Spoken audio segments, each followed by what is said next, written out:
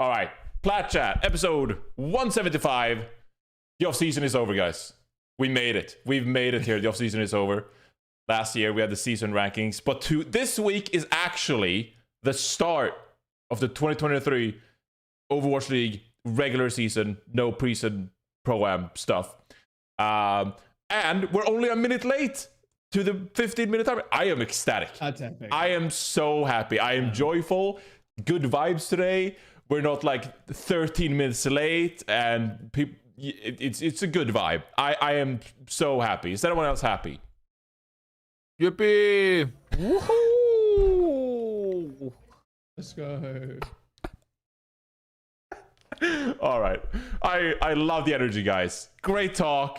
Stoked to have you all here. Everyone seems mega excited. We just had a major announcement. So another thing I'm excited about, news got released before the episode. So we actually get to talk about the news. Thank you, Avast. That was very considerate of you and I planned it. the I fellow planned it. USA community. I actually did plan it that way. I was the one that made the Honestly. post. So Honestly. Plat Chat in yeah, mind, I that did. is I planned it for Plat Chat, very nice of and you. I was the one that made the post myself. So it was Wow. literally me that did it. You are so smart. Thank you. Because that means Johnny, this is why I get paid the medium-sized bucks. Do you get paid medium-sized bucks? That's pretty That's why I good. get paid the medium-sized bucks. That's pretty good. That's pretty good. Good work by you, Avast. We're grateful. We're grateful. And so is everyone here listening to Plat Chat. All right, so we got a banger of an episode today, just previewing things. We're going to take a look at the week one schedule, of course. We're going to do a bit of a community kind of like reflection on the rankings, including worst take of the week. I dug up some takes all over the place, Reddit comments, YouTube comments across multiple different videos, really trying to get at the root of the problem here, which is bad takes on social media. We got members Q&A coming up as well. But first of all, let's actually address the announcement that you're so just, I'm so happy that you made, Avast. Team USA, the World Cup roster. I mean, do you just want to dig straight into it? You announced the team for the 2023 season. It's just so stacked. It's incredibly stacked. I don't think it could have gone wrong, but it looks amazing. That's not the real roster. Look at the real roster. Please bring up the real roster. Oh my God, you actually wanted me to address that. What do you mean? It's the real one. What do you mean? That's the real roster. The Comic Sans. You know what the funny part too? Oh, people legitimately believe this is real. Oh my god. Like, there was multiple people being like, what? No, where'd Flats go? Like, people were like unironically, because you don't realize this. A, Twitter's full of lots of different people, but B, like the World Cup, and like the World Cup is a lot more casual than like Overwatch League itself. So, like, I think there were legitimately people there were a couple that did believe this. And, yeah. I mean, you need a reminder once in a while that the people who are like, oh, Kefri is the greatest Widowmaker alive, like those people exist, you know? That screenshot, by the way, dude, that's just so fun. The Hydra versus Kefri Widow. A battle of legends, honestly. Yeah. Oh, you can go back to the roster. You can go back to the roster. You can go back. Oh, the greatest Flex DPS of all time. That's... It's actually really the best part too is that we had delays in making this, and like we realized that like, damn, it's been taking a while because we had to shuffle around like people, because it's all volunteer work, right? You can't just be like, hey, can you abandon your job to like do this? And it's kind of like Plat Chat. And people were like, we realized by the time we released this, some people were gonna be mad that it was taking us so long, and we released this first. But honestly, we're like, fuck it. So. I thought you already announced the roster. Nope, never did. It's just been leaked. Oh, just got leaked? Yeah, because like the announcement came out today. I'm like, did they leaked. change something? But no. Yeah, okay. All right. Good roster. Yeah, I mean, let's actually address the roster. So for audio listeners, it comes as no surprise. Damage lineup, Hydron, Speedily, Sugar Free, support lineup, OG and Ultraviolet from the Toronto Defiant, tank lineup, Kalush, and Super's back as the main tank of this team, which, I mean, he is the best main tank. You know, Winston, Reinhardt, stuff like that, and very much needed for this roster, just for versatility. So I kind of want to say it comes as no surprise, even though he did, he's not been playing in the Overwatch League last couple of years. So, and then you have the reserves as well, Aspire, RuPaul, and Sam. I guess if they're required, if they're needed, they're sub in as well. So I do actually kind of like that, you recognize Aspire, RuPaul, and Sam as like reserves. You recognize that like, these are amazing players and unfortunately couldn't make the cut, but we still appreciate you and like we'd love to have you around, if needed. So. Well, I mean, they're still technically on the roster. You're just only allowed to have 7 officially designated. So, like, you have to have 7 official starters because Blizzard will not pay for more than 7 to go to BlizzCon. Yeah. Can you send all 10 and sub those different players in? Like, I think you're allowed to send them. You'd have to pay your own way. So you can register more than 7 players. That might be wrong. I have to get clarification on Albert on that, but I know for a fact that you can only have like the 7 roster is like the one that you can like the 7 people are like the ones they'll pay for, but I have to make sure. I'd have to ask Albert. Or is this just more an official and nicer way of like replacing someone at no, because I'm like Swoosh? No. Makes sense. No, they're definitely people that would be interested in playing. Like when Albert and Gator and them were running tryouts, they're like, yeah, like we just weren't able to fit them in, but like if someone has to drop out, right, or like we have someone that leaves, like they would take their spot, Is there limitations on that of like, let's say we get to like November and we end up in this like ridiculous double flex support meta. Like, is there a world in which you guys can just be like, oh yeah, never mind, RuPaul's now in the starting roster and like we're dropping like super because like main tanks suck? These are probably Albert questions because Albert's the GM, not me. So all I did was coordinate the socials for it. I've not built the team. Gator and Albert built the team and like have all the officials. I don't even have an official role in the committee. So. We're now grilling Avast for a committee he's not on for answers. Give us the answers, Avast. I don't have them, unfortunately. But I mean, it's not really a problem because no other World Cup team realistically needs reserves except for like South Korea and maybe like Team China, I suppose. But like every other country is like, we got like 5 or 6 good players and here's a 7th. So Team USA is the only team that really needs like reserves and can have like really good reserves, I guess. So yeah, it's pretty funny. I mean, there's no one I'm really missing on this team. I don't know if there's any names that like come to mind after watching the trials, but I mean, there's Dante, for example, and Reiner's, retired at this point. A couple of those names. I'd say Dante is like the only person missing, right? The top level talent that you could have seen in there. Lep didn't make the cut of the trials. Saj. I can't remember who else was on the trials, but like didn't advance, so to speak, because these are 10 players on the graphic. So yeah, I mean it's pretty hard because also there's like different like needs, like they're like Landon, Landon was one. I mean, because realistically, it's like you have to make him count. Like, would you value like having an extra tank player, right? Because like Kaluj doesn't really play like ball and stuff, while Super does, and obviously Super's Ryan is like really really good.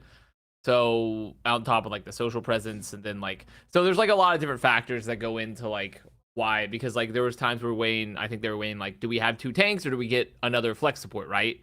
So at the end of the day, I think for the team, Gator and Albert and them leaned more towards we'd rather have 2 tanks than have another flex support potentially on the starting roster, just because like OG Ultraviolet covers a lot of scenarios already, and OG can flex. I just not like you wouldn't put like OG could flex a bit. It's just you would rather have like a starter flex support on it if it's double flex. Yeah, I think the best player someone mentioned, the best player missing is probably Hawk. And it seems like Hawk did not try out. Yeah. Hawk did not want to play this year. Yeah. So that's not Hawk missing out. That's Hawk like choosing not to play, which is different. But still, I think, if you consider all the players from the USA, I think that Hawk is like the best player who is not on the roster, so to speak. But Kalush is, no bad substitute. He's really good at his role too. So here we go.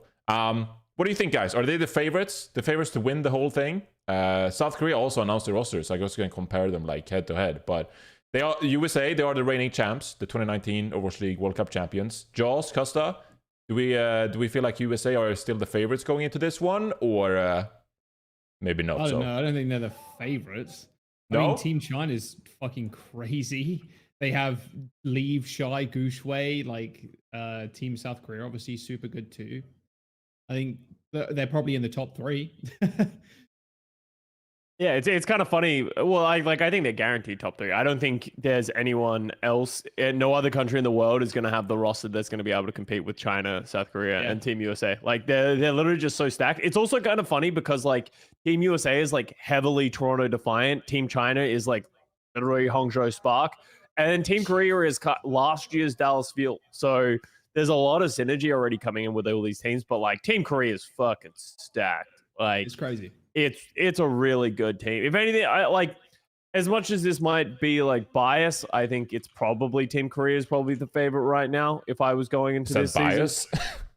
Yeah, well, like, you know, towards like how it always like, you know, Korean players, but like I think Team USA and Team China will give them a run for their money, and it'll probably come down to what the meta ends up being and like how the Overwatch League season goes for these teams.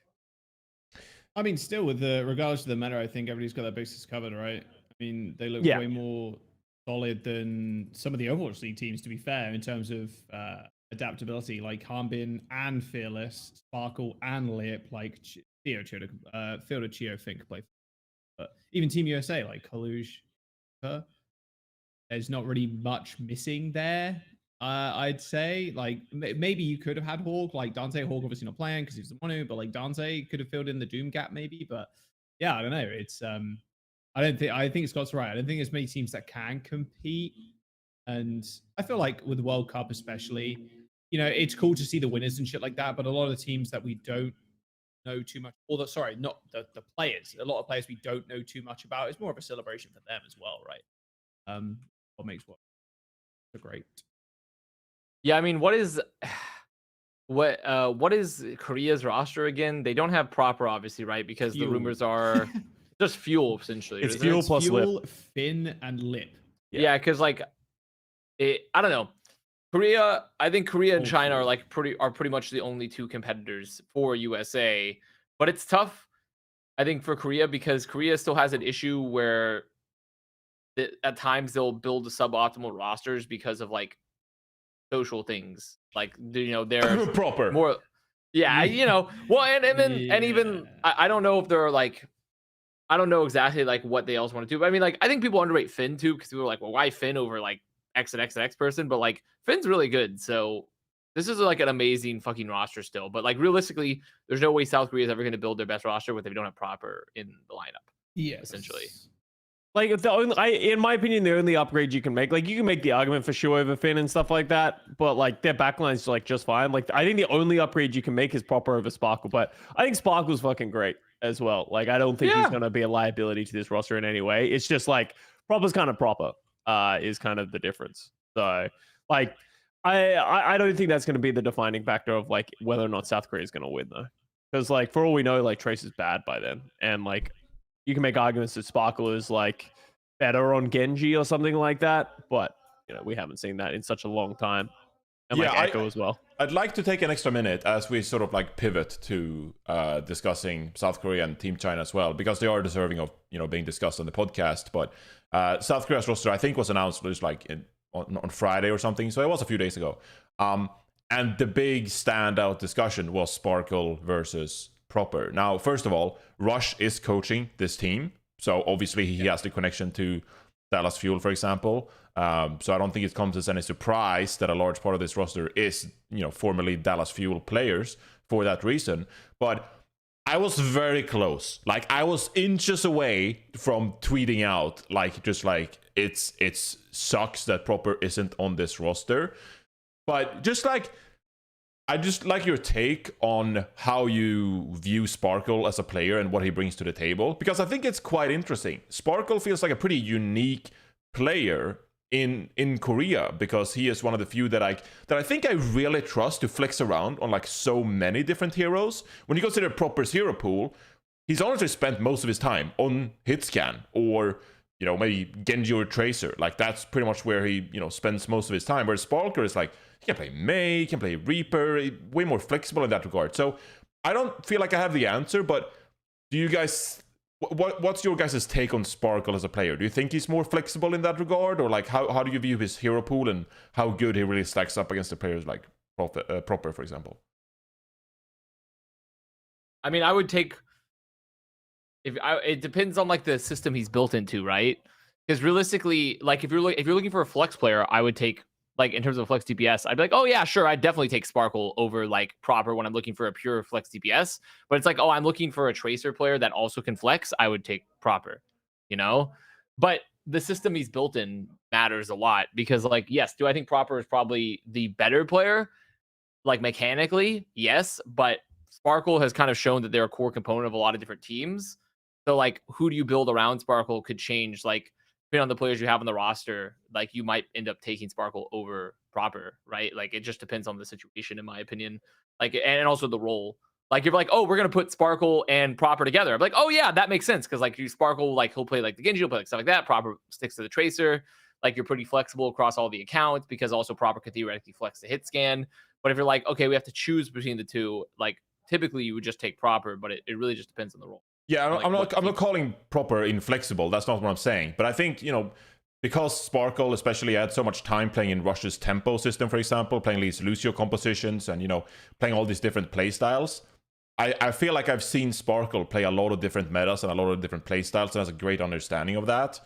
Whereas I think, Proper to the, I don't want to say in a limited capacity, but like we have kind of just seen him fuck, like that's that's it, like on Tracer and like all these different heroes, right? So I don't know, I just feel like I appreciate Sparkle's like versatility in that regard, and because like he's had such success in the past playing Lucio comps and stuff like that with the coach running the team. So I don't hate the pick, is like what I'm trying to say.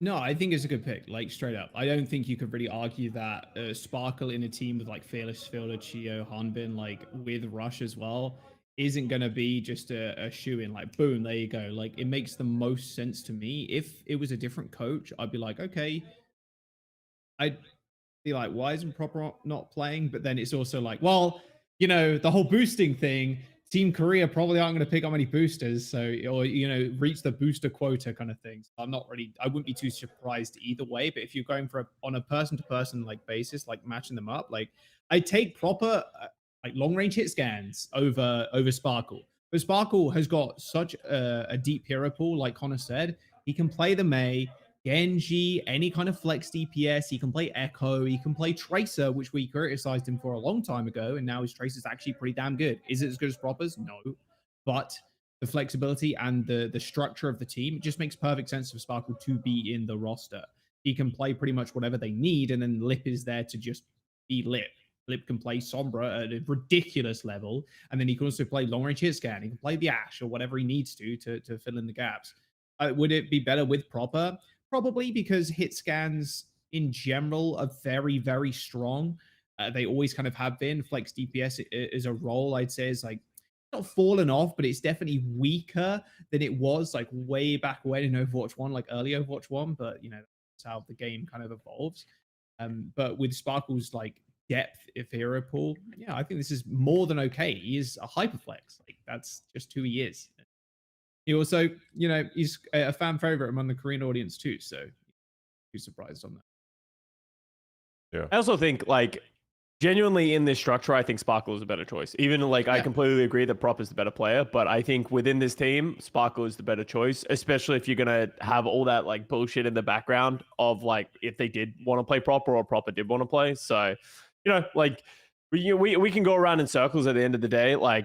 Sparkle is a core component of what made Dallas Fuel successful last year. He's proven the ability to play like Tracer and flex to a lot of different things. Like, I don't think you can be upset like at this choice at the end of the day. No. Another thing too, actually, is Sparkle is it has kind of proved this a lot. That he's very marketable. He's kind of goofy and he's kind of funny. Like his fucking Rage Slam desk streams and shit like that. There haven't been as many of them as there have been over the last few years. But like in general, Sparkle is a funny motherfucker, both in like real life and like on camera and doing goofy shit. So as much as sometimes you want to take the best player, like also having a player that's kind of marketable too, right?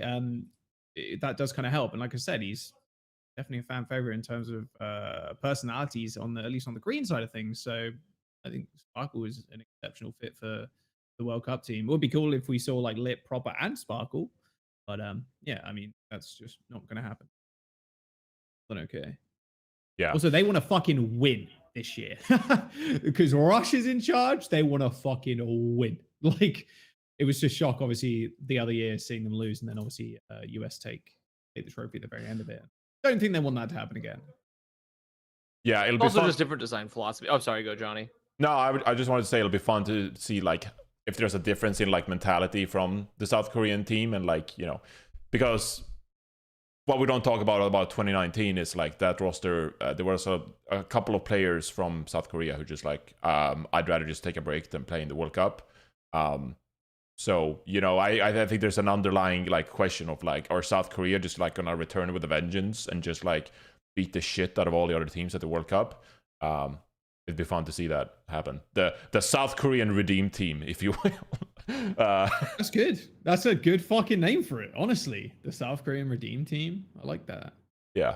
I'm not sure if you're familiar with the Redeem Team reference. Yeah, I don't think Jaws got the No reference clue from the USA Olympic team. No clue. Okay, well, it's a good name. Yeah, Rhymed. I was sick this past week, and I'm a basketball fan, so they have a documentary on Netflix documenting Team USA, the Redeem Team, when they started losing to like teams like Greece and shit in basketball, and people are like, "What the fuck? What's going on?"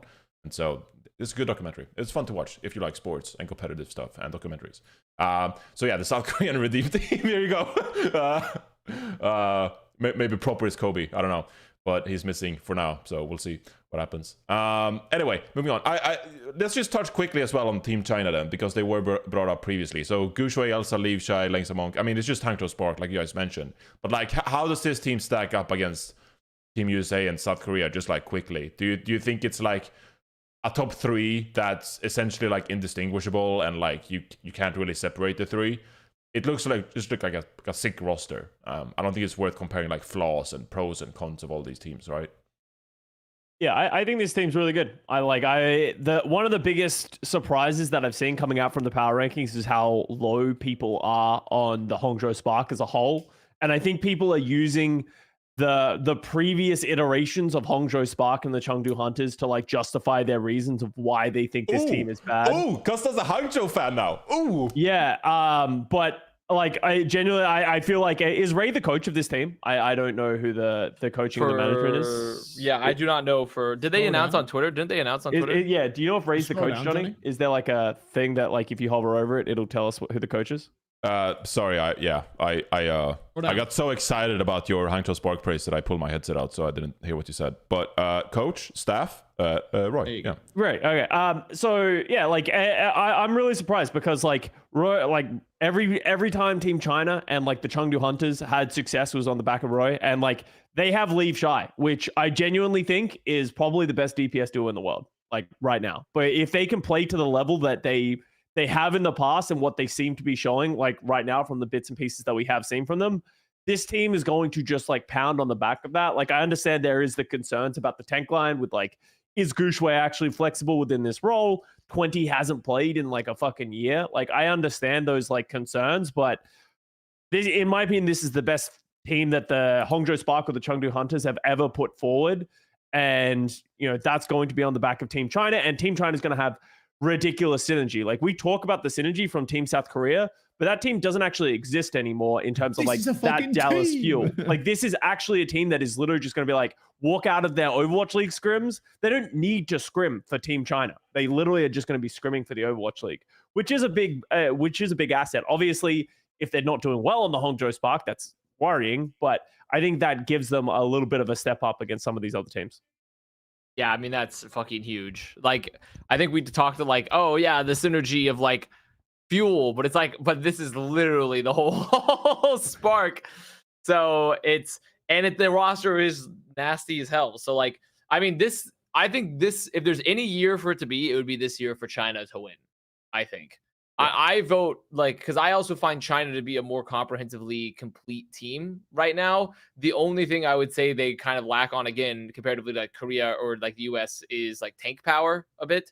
Like Gushui, great Winston player, a good tank player for sure, and 20, a very solid, aka Elsa, a very solid off tank player. But like Hanbin fearless, you know, especially like Hanbin, and then like even Kalush Super when Super's like on his like and when like Kalush gets to play off tank and Super gets to play like Ryan or something, or even like Ball. Like it's That's the one thing I think that China and Hangzhou have going against it, comparatively. That is an interesting point, though, that I think is really funny, that there is going to be the bias from the West. People are going to hold that against 20 of like, the man hasn't played Overwatch League in a year. It's like, bro, Super's been retired for a fucking year as well, right? Like, obviously we watch him stream and, he's been grinding the game in that aspect, but like, he has been a streamer. Like, we don't realistically know how much 20's been playing. He could have been doing the same thing in China and people just aren't aware, right? Like, so it's like, you do have those same issues that like come in from different teams. So honestly, I'm optimistic on 20 because of how good he was in his last year back in 2021. Obviously, we're in Overwatch 2 now, but like we've seen a lot of players take breaks from the game and it hasn't really affected them that heavily if they're given the resources and time to get back into that level. Yeah. One thing I will say about the Leave Shy DPS duo for both Spark and Team China, I really think they have unlimited potential. Like, if this duo starts coming into the league and the World Cup, I suppose, and start pounding, I don't think there's anything they can't. This fucking DPS line could actually be the best we've ever seen. Like, straight up. New fucking era for Chinese Overwatch. Or like Hungry Spark, I suppose. Yeah. We'll get back to worst take of the week, where we'll talk about that further. I'm sure there's some candidates on this. I'm really excited for World Cup though to come back because A, it's like a staple, but B, the top 3 teams are all putting out like. One could argue that Korea 2019 maybe did a little trolling.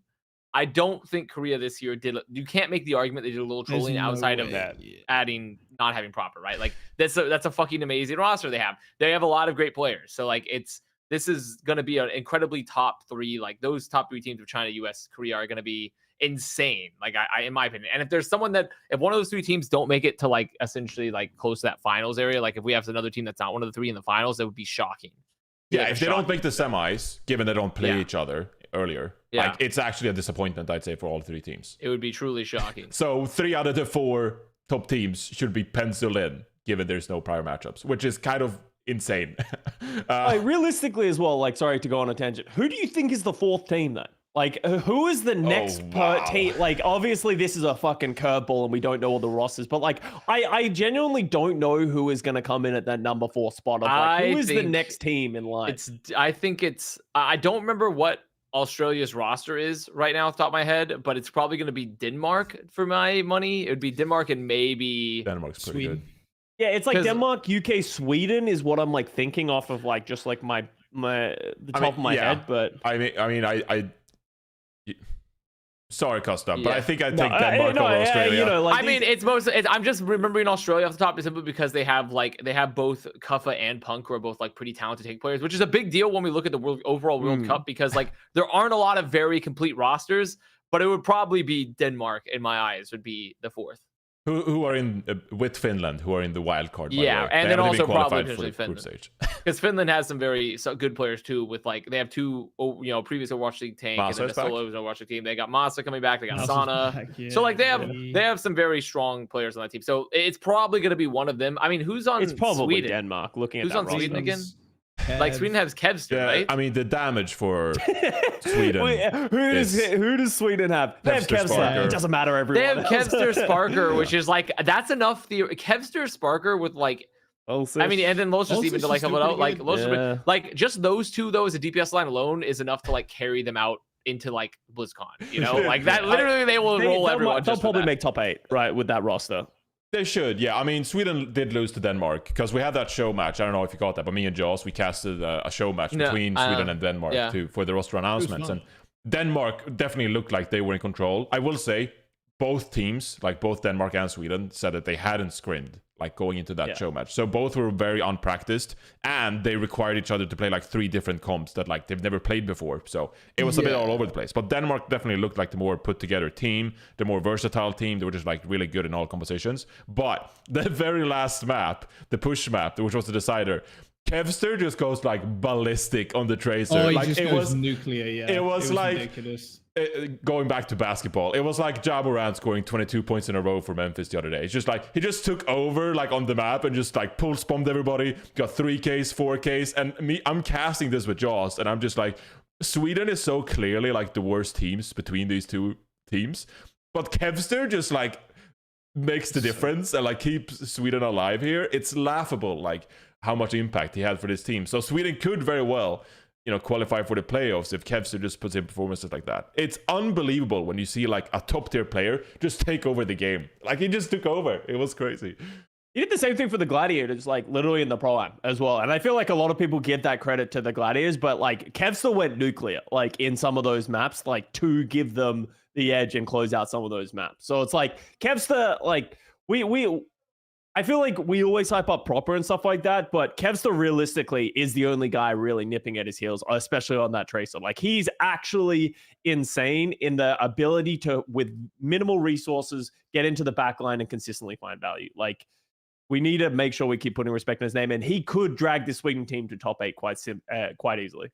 Yeah, it's actually honestly something we don't talk about enough. Like you just said, Custa, that how it's so hilarious. Like when you actually look at like we're gonna take a look at the rankings later, and like we're comparing like the teams, versatility, and all that. Among like the top 5 teams, there are generally players that just like discard everything else, just like. Do you have, like, it's actually a question when I look at some of these teams, like, a question like, do you have one of, like, the 5 players in the game that could genuinely just, like, win you this series by themselves? And I'm not saying, like, by themselves, like, of course, they get resources, they get health, they get space, all this stuff. But having one of those 5 players is, like, a cheat code. Like, it just helps you so much. And Kevster is one of those players that can just take over a game. He's that good. And it's hilarious how he just differentiates himself among everyone else. So anyway, I don't think Sweden is that 4th team because they don't have the versatility as a team. But they do have Kevster. Going back to the original question, Denmark is probably the right answer. Team UK Team UK is good. Team UK is also good as well. I think that like I would say it's probably between Denmark and UK off the bat. Like I don't really know what the true power of this UK team is going to be. I do think there is a sleeper pick though for Netherlands. Potentially. Okay. Yeah. All right. Yeah. You want to give your take on that? What's your what inspires you to that take? Pretty much the sleeper pick is just the fact that they have like a semi-complete roster and like a lot of other teams don't. And I think Krandop and Dawn is like a pretty solid tank line, honestly. That's really it. That's all I got. I mean, they're 2 Winston Ryan players though. Yeah, but you know, they'll just they got 2. They got 2 of them. They got 2 of them though. They got 2 of them. Yeah, that's true. That's true. Broke my head so good. Dude, spitting facts. So I mean, I'm just saying, like when I look at rosters across the board, I feel like they have like they have some decent DPS. Like it's just like I'm just throwing out picks here because I feel like Netherlands in the past, like 2019, I remember Netherlands was actually like, oh, like they were kind of swaggy with it. Now that was also Netherlands with Brusen, I believe. Yeah. So they actually had an off-tank player. Yeah. So I mean, also, Team UK are pretty rounded when it comes to it, right? True. Yeah, they do. Maybe you could say you can't play double flex because they have Astro, but I mean, Smex, Jcaro, main tank, off tank. Smex is back. Jaws, are you salty that Kronos made it as the flex support over you? Over me? No, I bombed Jules the fuck trialed. out of I was like, how did it go? And he said, I fucking trolled. Like, yeah. Dude, okay, let me defend myself on Plat Chat. Plat Chat Overwatch. I was playing on 180 fucking ping, and I got fucking shit on. Kobe. I got shit on. It felt so bad, not gonna lie. I actually felt terrible afterwards. I was like, man, if someone actually was vying for the spot that I was trialing out with, I feel fucking terrible because they probably would have done better than me. Like, straight up. I was like, I actually feel kind of bad about it. Was it just like a question of like ping, or was it like you were so outmatched, or like what was going on?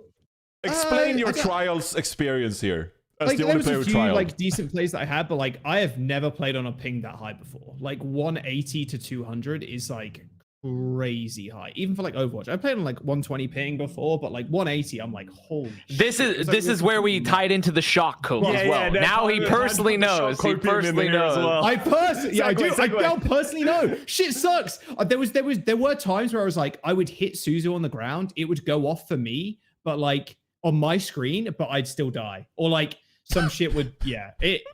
It sucked. I also probably wasn't good enough to be in those scrims. Like, I think I'm an okay player, but like, I don't think I'm near enough, like, as good as some of those people in that fucking lobby. Like, there ain't no fuck.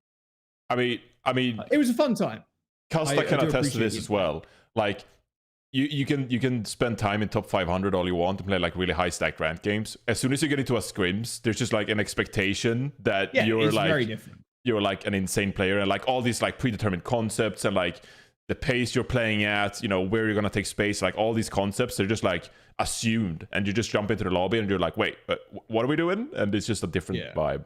I also think like the hardest thing in my opinion is like you go from playing ranked where you just get away with doing shit, and then like you get into these high level scrims and you just die for like the most random things. You're like, oh, I can't do that at this level. Like they will just kill me, and they will recognize. And like, I will say the first there. couple of like deaths I had, like I've done scrims and shit before. We obviously, me and Scott have scrimmed a couple of times, but like I've done scrims in the past for like other small teams. Like I used to ring sometimes when I was in EU in contenders, but like it was very when I was doing contender, like casting contenders, not fucking in Jesus Christ, hell no. But like it was very like, yeah, you say that because you just die. Like that's it. Because normally in solo queue, I'm very much like, I'll just fucking throw sleep just to see if I can grab somebody, because I know no motherfucker is gonna be able to track that cooldown. Like no way.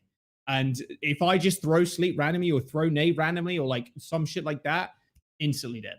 Like it's obviously. Yeah, I think Scott has scrimmed a bit in his life. I think he scrimmed a couple times. Yeah. So...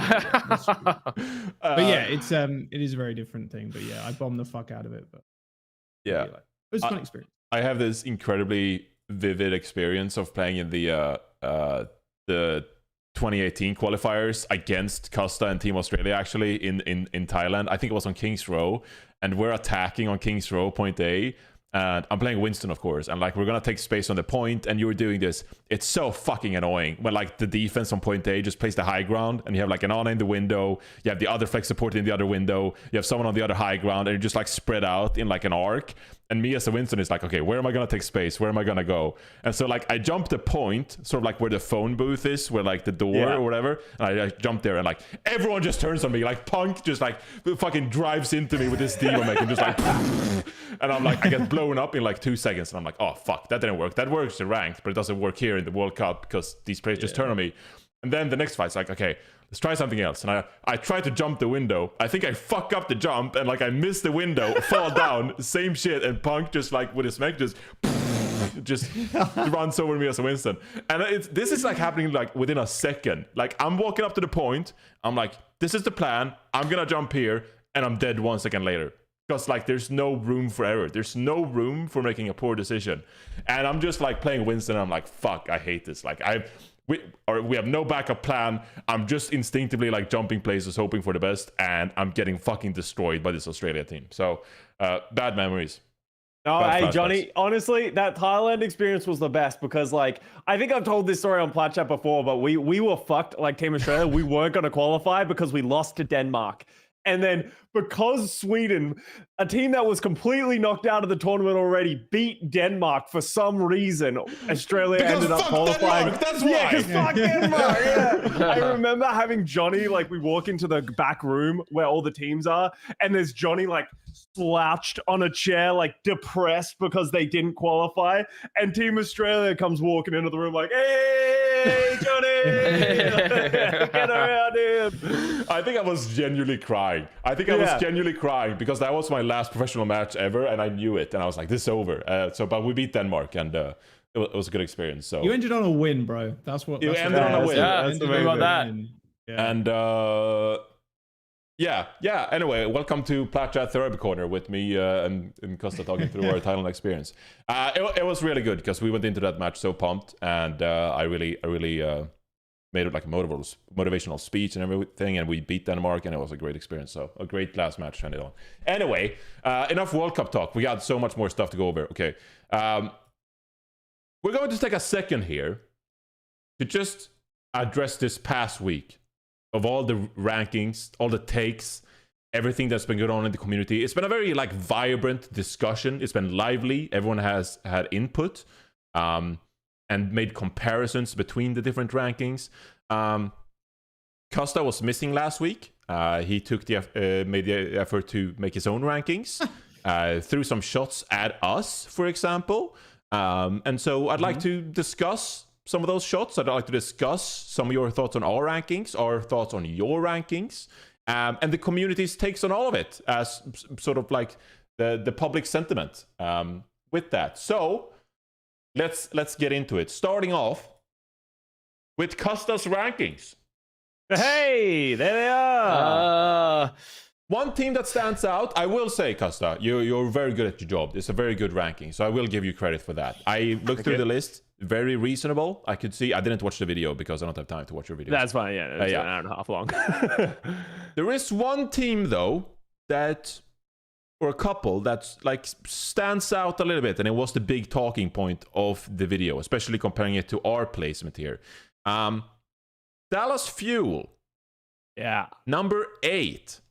Yeah. And you claimed that we, on our previous episode last week, gave Dallas Fuel way too much credit.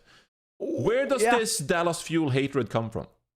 Probably from 2018, but like on a realistic sense. More therapy for the people. But like, I here's the thing, like especially because on your rankings, you guys put Dallas Fuel number 4. Like you guys seem to like give them a pass, even though like they downgraded in the backline. And like, I understand like AVRL's take of like, oh, Bliss could be Chio, right? And like, he could be that next guy, but like, I'd rather just have Chio fielder. Like, there's no way you can say MCD Bliss is not a downgrade for this backline. There's potential that Rush can get them to a point where, you know, they're equivalent in like in a perfect world, but for the most part, it's going to be a downgrade. But then you also like used the solo tank idea for like, you know, a bunch of other teams, like kind of like the Houston Outlaws and like the Gladiators. Like you use that as a point against them, but then like didn't use that against Hanbin. Like I feel like there's a lot of fears that I have for the Dallas Fuel of the holes that they have in their roster. But honestly, the more thing that I was insulted by was that you put Houston Outlaws 7th. With Let's get to that. Let's discuss Dallas Fuel for a minute, though. Just quickly on that point, like a legitimate question then. Because I feel to the point of like comparing having one tank versus, you know, one off tank versus one main tank. But in this case, Houston Outlaws have 2 tanks because they have Fearless and Gargoyle. But I feel like I put more credit towards someone like Hanbin and off-tank being able to flex over to like Winston, you know, similarly to like Kluge, for example. Whereas I'm like, oh, is Fearless ever going to play anything other than Ball and Winston and Reinhardt? Like, I guess Ramata they have maybe, Gargoyle. But In case they need it. Like if it really becomes a problem. But you specifically mentioned like the holding the one tank argument against each other. Yeah, like you'd always want to play Fearless, right? Like, and that's the definitely the way they're going to lean. Like, and here's the thing, I completely agree with you, but then you have to look at the rest of the team around them, right? Which is like Edison Sparkle, I'm just like not going to doubt anymore because every time I do, they just seem to like level up again. So like I have a lot of faith in Edison Sparkle, especially after Edison's performance at the beginning of last year. But like, True Violet is probably the best 2-player support lineup we have in the Overwatch League, right? Of like, they can cover every single base. And then you also put that with Pelican, whose Tracer looks very good in the Prime and is like considered one of the best flex DPS on top of that. The only real concern a lot of people have that I think is legitimate is Happy, of like, does Happy still have the juice? But I don't know. Like, I feel like Houston is just such, like, remember when we first saw this roster and we all freaked out? Like, I want to hear your justification for how that we saw that roster. We all freaked out. We talked about how good that team is. How did Houston end up down at 7? Like below the Gladiators, below the Dallas Fuel, below the Florida Mayhem? I'll tell you. Charles, I need you to step in here. I'll tell you. I just don't like the vibes of the team that much after seeing them. The vibes are wrong. I don't like the vibes that much. I mean, because legitimately, I mean, should Fuel have guaranteed of 1 last year for the pure roster strength? You could argue that like I don't think roster strength is the end all be all when we get to like the top echelon of this ranking, right? Because everyone has good rosters. Yeah.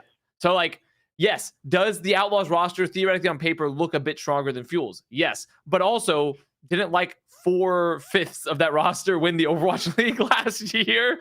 So like obviously Fearless is on there, but like, you know, Sparkle, Edison.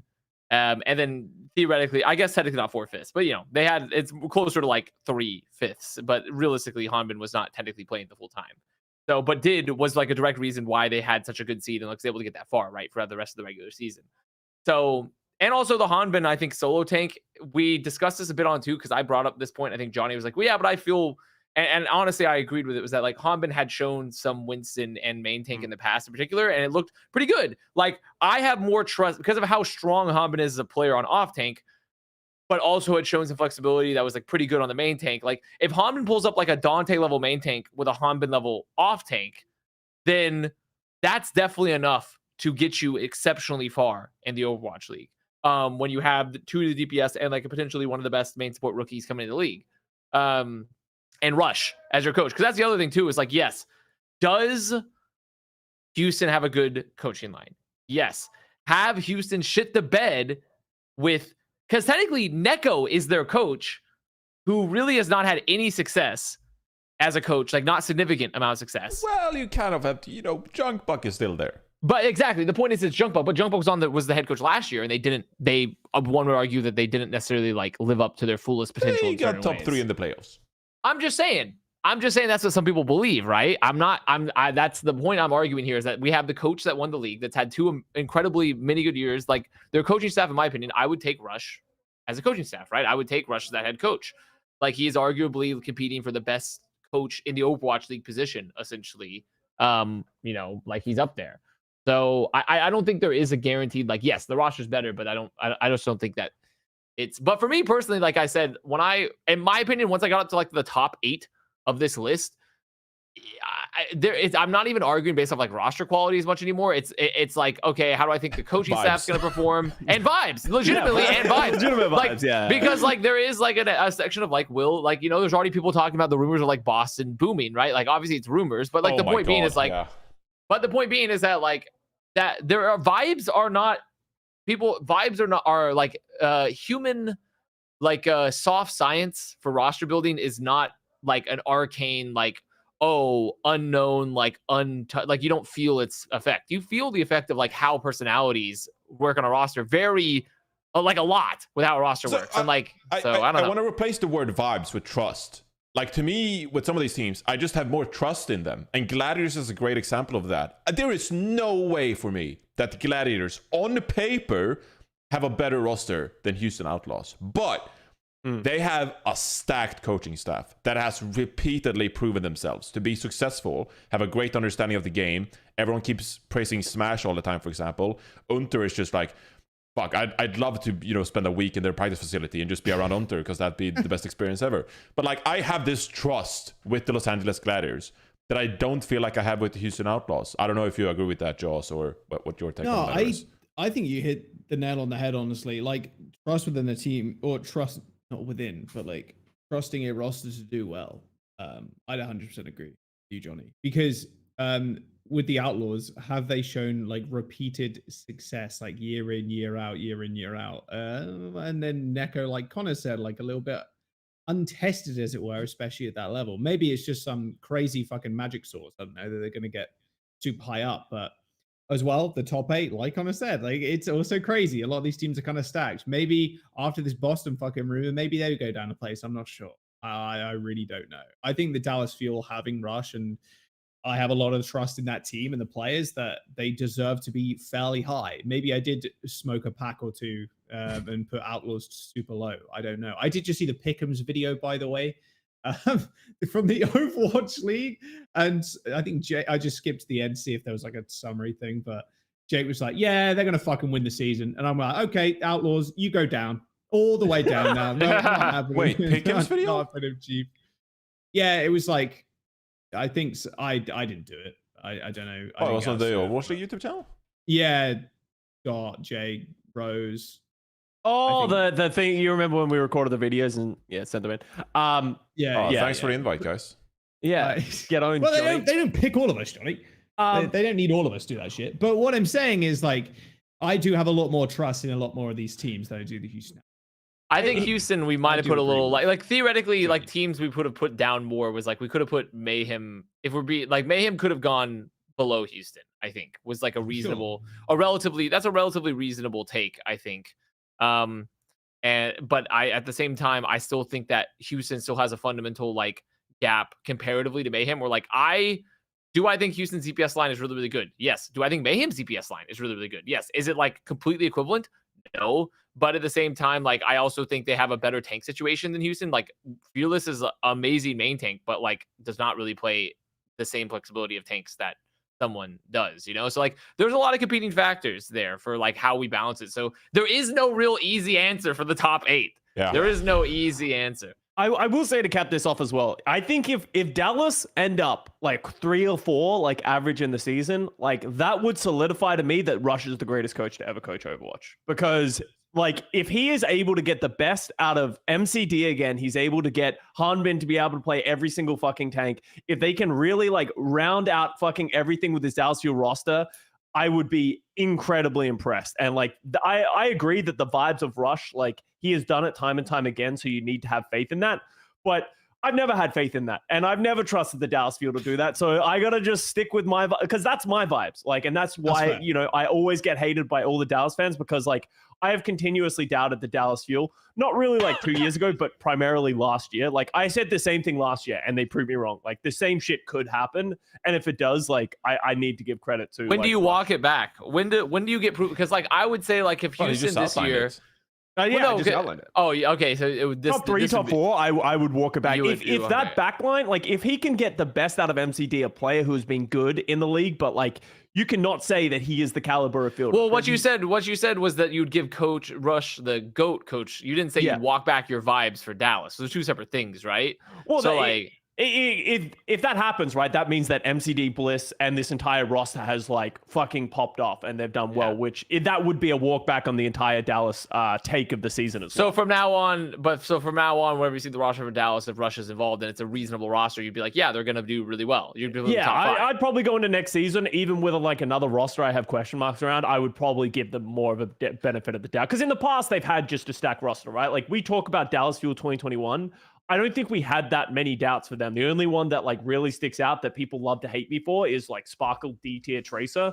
But that was back when we hadn't even seen Sparkle ever fucking play Tracer. And it turns out he's really fucking good at it now. So it's like, you know, I prefer the narrative of he practiced it in the offseason, guys. He got good in the offseason because that doesn't invalidate us. But well, you know, like if you go back and look at the previous time, he had like 3 hours on Tracer before that. So I was just putting all the DPS players on a list. And that's why I don't do tier lists anymore of like numbers. People always ask me to do like DPS and support tier lists. That shit sucks. Don't do it. It's a trap. It's a bait. People are just waiting to watch you fall. Top 10 support players going into the 2020 season. But people love it. People love it though. They love it. They fucking love it. It's amazing. I think also for Houston, for me, if Houston finishes this year with a top 3 year, I would be like, okay, I can't really like, they made the system work, so I can't doubt them at all. Because this is just like kind of a new system where like, you know, they have a new head coach, Junkbuck's there. So like, you know, it's an unproven system versus like a proven system. So I'm interested to see like, if they make it work, I'm like, okay, I can't doubt like whatever they're going to cook up over there. Where Junkbuck says, I'm not the coach, but also I am the manager of competitive operations when we have one team. They're managing one team. I'm like, how are they not the coach? There's literally a single team under the Houston Outlaws brand. There's no other teams for him to manage. I guess maybe calling all heroes, but like. Just getting that LinkedIn pumped up, you know? Yeah. One more thing before we move on from Custa's list here. I don't want to make a discussion out of this, but just quickly. Why do you hate Profit? Okay, and here's the thing that I said about it is like, I genuinely don't believe Prophet's about to walk in and put up the GOAT status that he has in the past. Like, I genuinely, this is my vibes. Like, this is another, like, vibes check of, like, we saw it in his Reddit thread when he, like, announced he was coming back for Seoul Dynasty again. The man was kind of like, yeah, you know, I didn't really want to leave Seoul, but, like, they said they wanted to do another season, so I thought I'd do another season. Like, I don't think he's coming in with, like, we're gonna fucking pound. We're going for the championship with this roster, especially with Void, who almost retired last year. So it's like, I think the part of me is like, I don't think that they're gonna have that dog in them that I think it was like AVRL like to say last week as well. Like, I don't see these guys putting their best foot forward. So that's why I'm a doubter of the Seoul Dynasty this year. But obviously, if Prophet and Void go back to their previous forms, like they can probably carry this team to the top end of this middle of the pack. Okay, last basketball reference of the podcast. They'll just be like the Miami Heat, and then Prophet will turn into Jimmy Butler in the playoffs and just dominate. Yeah, exactly. If he does that, if and goes Super Saiyan, then fuck it, like, all the power to him. I just like, we've seen this time and time again throughout the last few years of like old players who have like been great in the past. It's pretty much the Boston Uprising narrative again, right? Who've been in the past who aren't really there to like, they're not putting their grinding. They're not grinding for 4 hours at the end of every night of scrims. They're not trying to be the best. Prophet's already won a championship. He already has staked his claim on his career. Like, he doesn't need to do that. And that will have a diminishing return of like, you're going to slowly decline in performance. And last year he was good, right? But would you say last year was Prophet's best year? No, there's no way you can say that. So unless he's going to go back up with this roster, I'm just a little worried that this Seoul Dynasty team is going to underperform. We'll see. I'm still holding out hopium for Seoul Dynasty and Prophet to redeem themselves come playoff time and if they qualify in the first place. I mean, I guess if you have to qualify for the midseason madness, that's going to be ridiculously hard. So you sort of have to compete with Hangzhou and Dallas from the get-go. Because I think there's only 2 teams from each region that makes it, right? Or 3 or something. I don't know what it is. But yeah. It's like 4 from it's like 4 from NA and like 2 or 3 from APAC. Okay, yeah. So, if you're playing as Hangzhou and Dallas in your division, good luck, buddies. It's going to be tough. Good luck, Prophet. Anyway, I want to move on and just look at our competition for this year. Avast have made it very clear that we have a rivalry going into this year, and Plat Chat as a brand need to redeem ourselves, our reputation within the industry itself. And so I just want to take a look at our opponents. I'd say our most prominent opponents. There are certainly a lot of community figures that have submitted season rankings. Now, these say linear power rankings. I don't know what the fuck that means, okay? There's a reason I differentiate between power rankings, preseason power rankings, season rankings. Our rankings are end of season rankings. I don't know what these are. Frankly, I didn't have time to listen to the episode, so sorry guys. But I don't know if these are end of season rankings, but Yiska has Boston Uprising at number 4. That is hopium. I mean, that is an unbelievable amount of faith in that infrastructure, like being fine, and the players being all happy and all that. So, interesting. What do we think? What do you think of us? Do you think that we're favored? Do you think that we're odds-on favorite going into this season? Taking a look at these rankings, I think we're always the favorites because I have unmitigated confidence. I mean, because realistically, we're like tied 1-1. Like, there is no clear winner. Like, there's no reigning champion. It's just tied. We're tied 1-1. We're locked in an epic struggle. And I mean, like I said, this is a hard year to. I just find it that I personally think that they might be underrating. I think Volamil's potentially overrating Titans and underrating Boston, while like pretty significantly. While I think Yiska might just be underrating Glads, Mayhem, and Defiant a bit comparatively to like what were they? Because like doesn't have the APAC teams. So it doesn't have the APAC teams either. Yeah, so it is hard to like get that one-to-one. I'm still pissed we put Atlanta second. I'm going to be honest. We should have put them first. I would say Atlanta first for myself, honestly. But yeah, but the vibes though. It was funny, and it was funny, to be fair. It was funny because funny. People got mad. Yeah, and so that's funny to me, so that's okay to me. But I think Atlanta Reign, if I had to be like a serious mode, I put them number 1. I think maybe, Titans overrated, Boston underrated there. Maybe, honestly. What do we think about Vegas over Valiant? When did they do this? Oh, when was I have no idea. Because like the Boston being so high for Yiska and then Valiant being below like Vegas like screams pre-Pro-Am, like in my opinion. Yeah, but I don't think Pro-Am should be like the end-all be-all by any means. Do I have to fact check this? I just wanted to slander our opponents and provide false information. I think going into the Pro-Am, a lot of people thought Valiant were going to be the worst, but coming out of the Pro-Am, regardless of like... That's true, I think you watch the Pro-Am and you're like, I think Valiant are better than Vegas now, just because of the Pro-Am. 12 days ago. So April 3rd. So it was after. That's not that far. Yeah, that's after Pro-Am. So. Yeah. All right.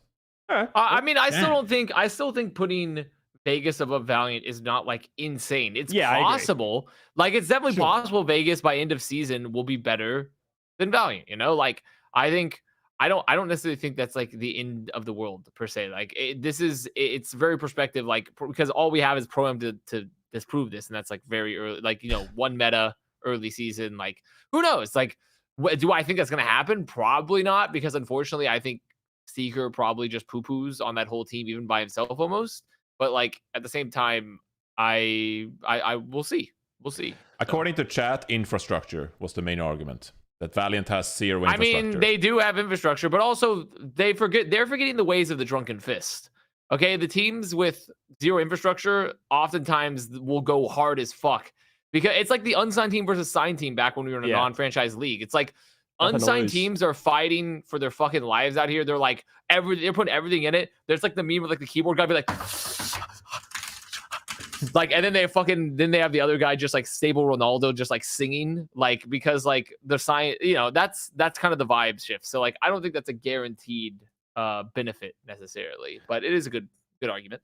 Yeah, I think Valiant have nothing to lose, which I think goes a really long way. Well, I feel like Vegas Eternal have a massive microscope over them. Like, people are just like watching to shit on Vegas. Like, people shit on them every time they perform bad. While if Valiant performs bad, like they just like post a meme, like Paintbrush just posts a meme and everyone's like, haha, funny. That's funny. Woo, yeah, like Valiant lost the game. Like, no one really cares, right? Like, and I think that that really does help when you're in like such a shitty situation.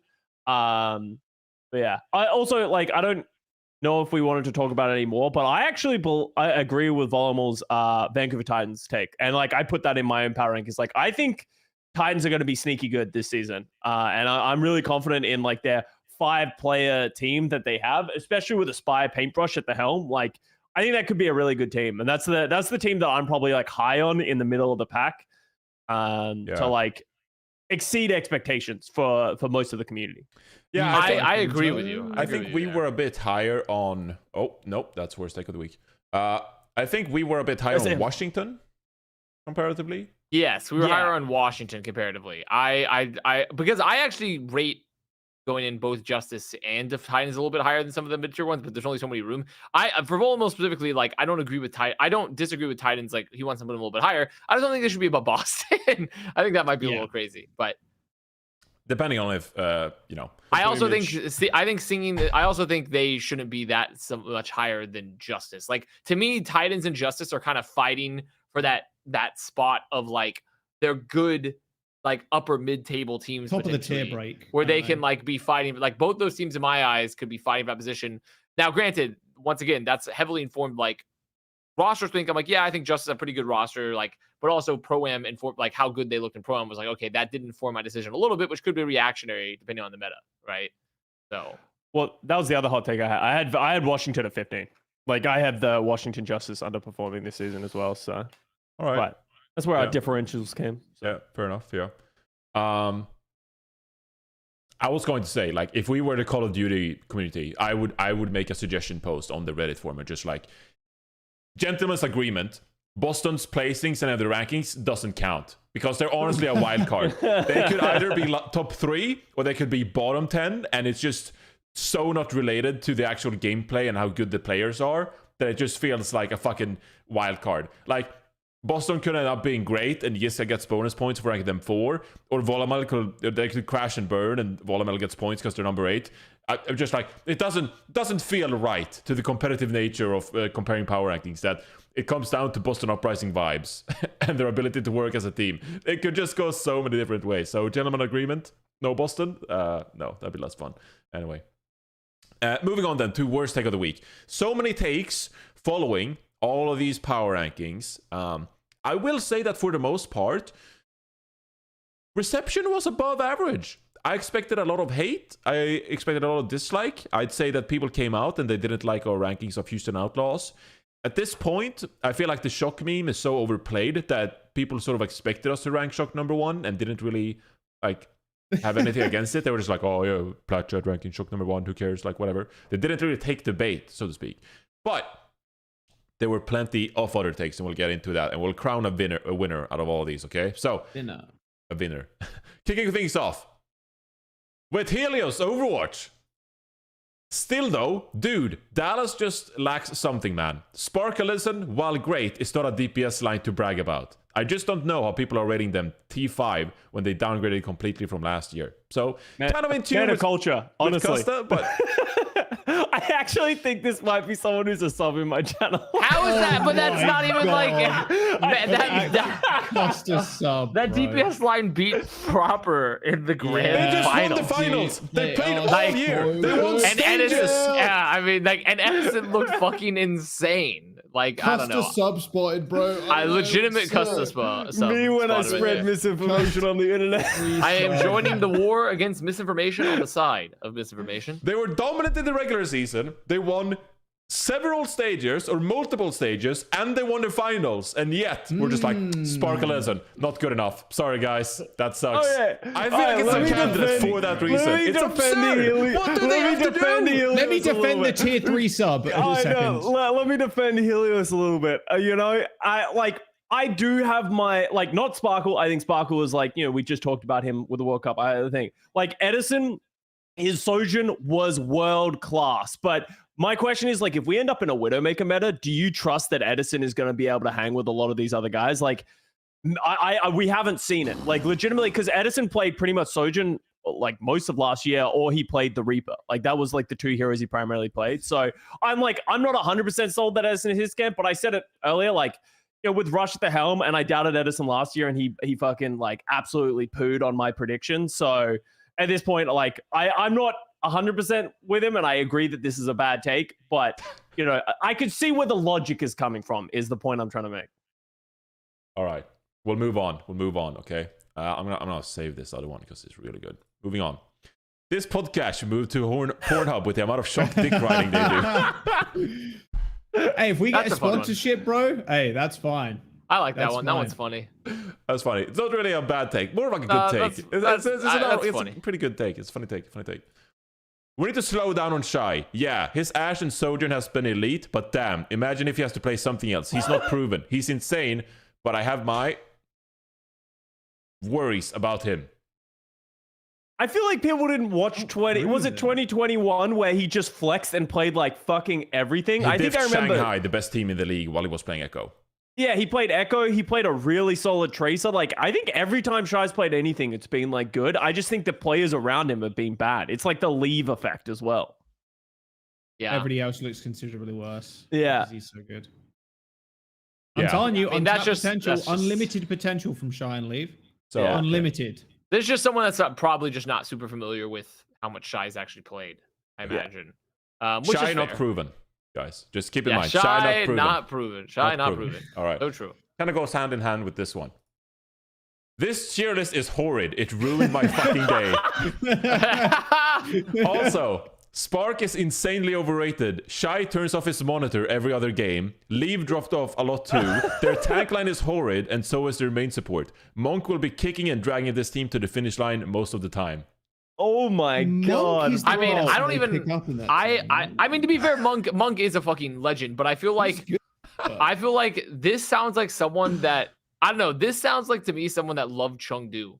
Yeah. And then there's just like shit. because they like didn't love Chengdu. This is a person who believes that Jinmu carried the Chengdu Hunters to all the success that they've ever had. They're like, why is Jinmu not in the league still? I think Jinmu's a great player, and Leave has been holding him back all this time. Like, bro, I don't know. I can at least understand their points of like, okay, I don't think the tank line or the or Linksa are that good, but like calling Gushui and 20 aka Elsa horrid is definitely like not correct. That's a take. And Linksa, I'm like, okay, sure, haven't had the best seasons, but like was arguably considered like the next like upcoming main support Chinese like GOAT after like Super Rich and stuff. You know, like there was like I don't think that this was like technically Super Rich was an upcomer. He's been around for fucking forever, to be fair. But like I don't know. This is like I don't know. I mean, there is some inconsistency. I'll give him some points though. If I distill it to its most pure form, I could understand like, oh, some parts are not great and like some inconsistency maybe, but like that's very reactionary, knee-jerk type of shit. Also, if you watch our videos and you go watch our tier list and it ruins your fucking day, you should stop watching our tier list. Like you should stop watching and keep go outside watching, and touch keep some watching. grass. Like it ain't worth it to ruin your day listening to our papiga take. When did our shows turn into like Fox News political shows where like we Like, versus people people are- day? We Hey, spread you're anger watching into us. the world.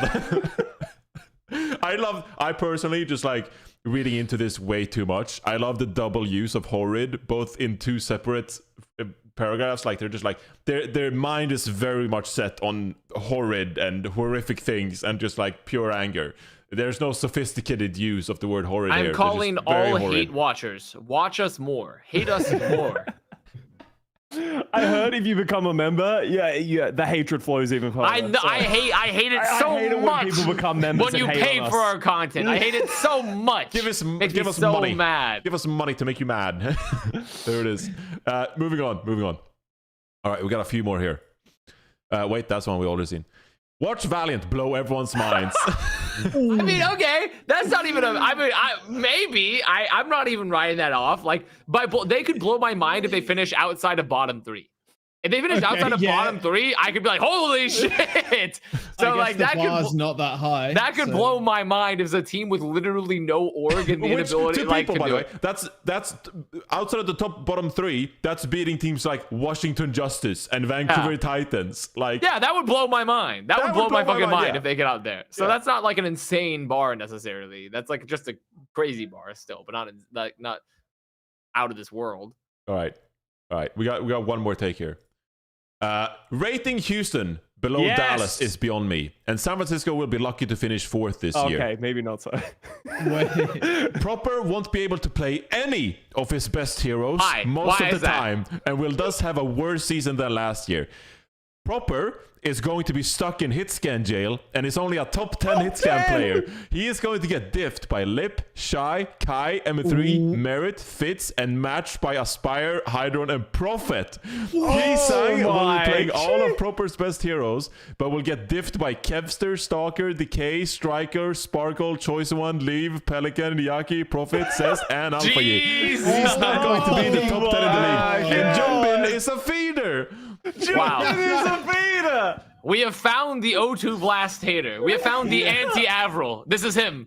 AVRL, if you and this person are in the room at the same time, will cause like a black hole. A rift in space-time. This person is a member, and he's in chat right now. He is the one who subscribed to the channel. Hate watching. We have finally found anti-AVRL. We found the hate watchers. No, this is just anti-AVRL. This is anti-AVRL 100%. Like, this is actually like AVRL's nemesis. Wakes up super early to hate on O2 Blast every day. There's like so many stretches there that came from like such a small sample size of like, I don't understand how, Matthew, you've come to like Junbin is a feeder. Like, where does that last line come from? Like, what have we watched that made Junbin a feeder? And if you say the problem, I will fucking throw my monitor across the room. I mean, also, why is Proper not getting to play any of his best heroes? I don't understand that. Like, why could they not, like... Everybody flexes around what Proper, like, they did that last year where there's Proper no guarantee was on... Like, they'd fucking sub the other DPS in so Proper could play X or Y hero, because that's, even though that other person was like their fucking main hero. Like, no. Also, we haven't even seen Hee-Sang play with an extended time in the Overwatch at all, after being like one of the best DPS in contenders, you know, like literally in the best contenders region, arguably, or like or potentially, you know, or tied for the best, depending on where you view America's. But like, but it's definitely probably the best overall. Every hater needs to strive to be this hater. Yeah, sub to our YouTube and member. I hate when you become members, bro. This is what you get. You get screen time for being a hater. I mean, he's saying is the new Jinmu. He just said in chat. He's saying is the new. This guy's funny. We should have him on. I mean, the thing is, like, it could be true, but also there's literally zero evidence to support it. Like, it's like there's just nothing to say that is the case after like anything we've seen from Hee-Sang.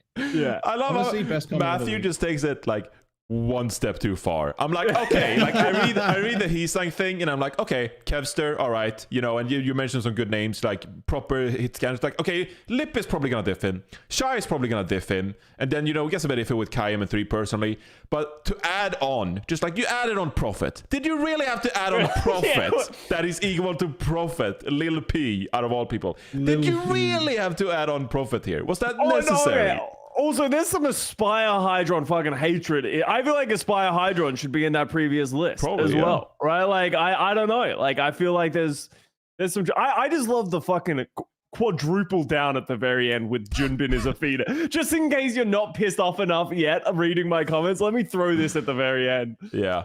I will say I do think that this is a bit of a bait from Matthew, but it's a very good bait. I think it's a phenomenal comment. It's very well structured. So we're going to go.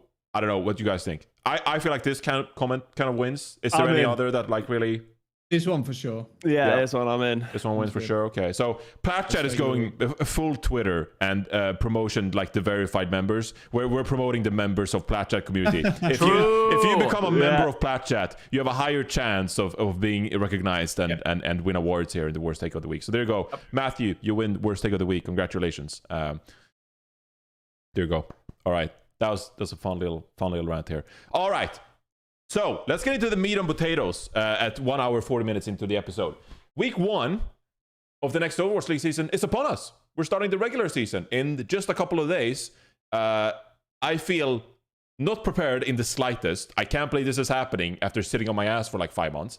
But I'm very ecstatic nonetheless. So we do have the schedule, but we also have the return of finally the pick'ems.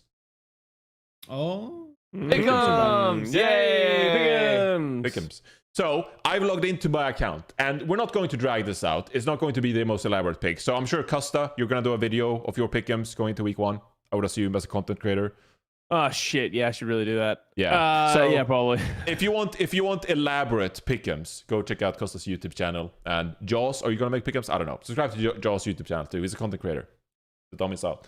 Okay, but don't subscribe to mine. That's fine. Yeah. No, you work in the office and stuff. You're not a content creator. I am not a content creator. You have a real job, okay? You don't need this. No. I think we'll just briefly talk about the matches and sort of like speed run here. I don't have the prediction system that they do in Valorant because I'm not a genius like Kurt. So excuse my inefficiency and lack of ability to make graphics and integrate systems and stuff like that. I apologize. But I just want to quickly run through the week 1 schedule here. And we'll sort of like just talk through quickly here with all these matches. There's a lot of matches, guys. So, we'll try to speed run or at least just pick out the best ones. But the first match of the season is legitimately like a great matchup. It's Toronto Defiant against the San Francisco Shock. What do we think? Quick thoughts, guys, here. Who do we think takes this one?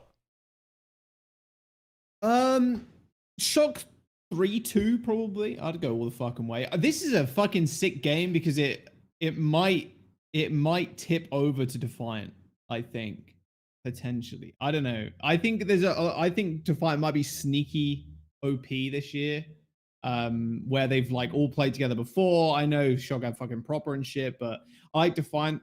I don't know if they are trying to be. Oh shit, that's kind of cool. That's nice. Wait, they took this from me. No, I'm just kidding.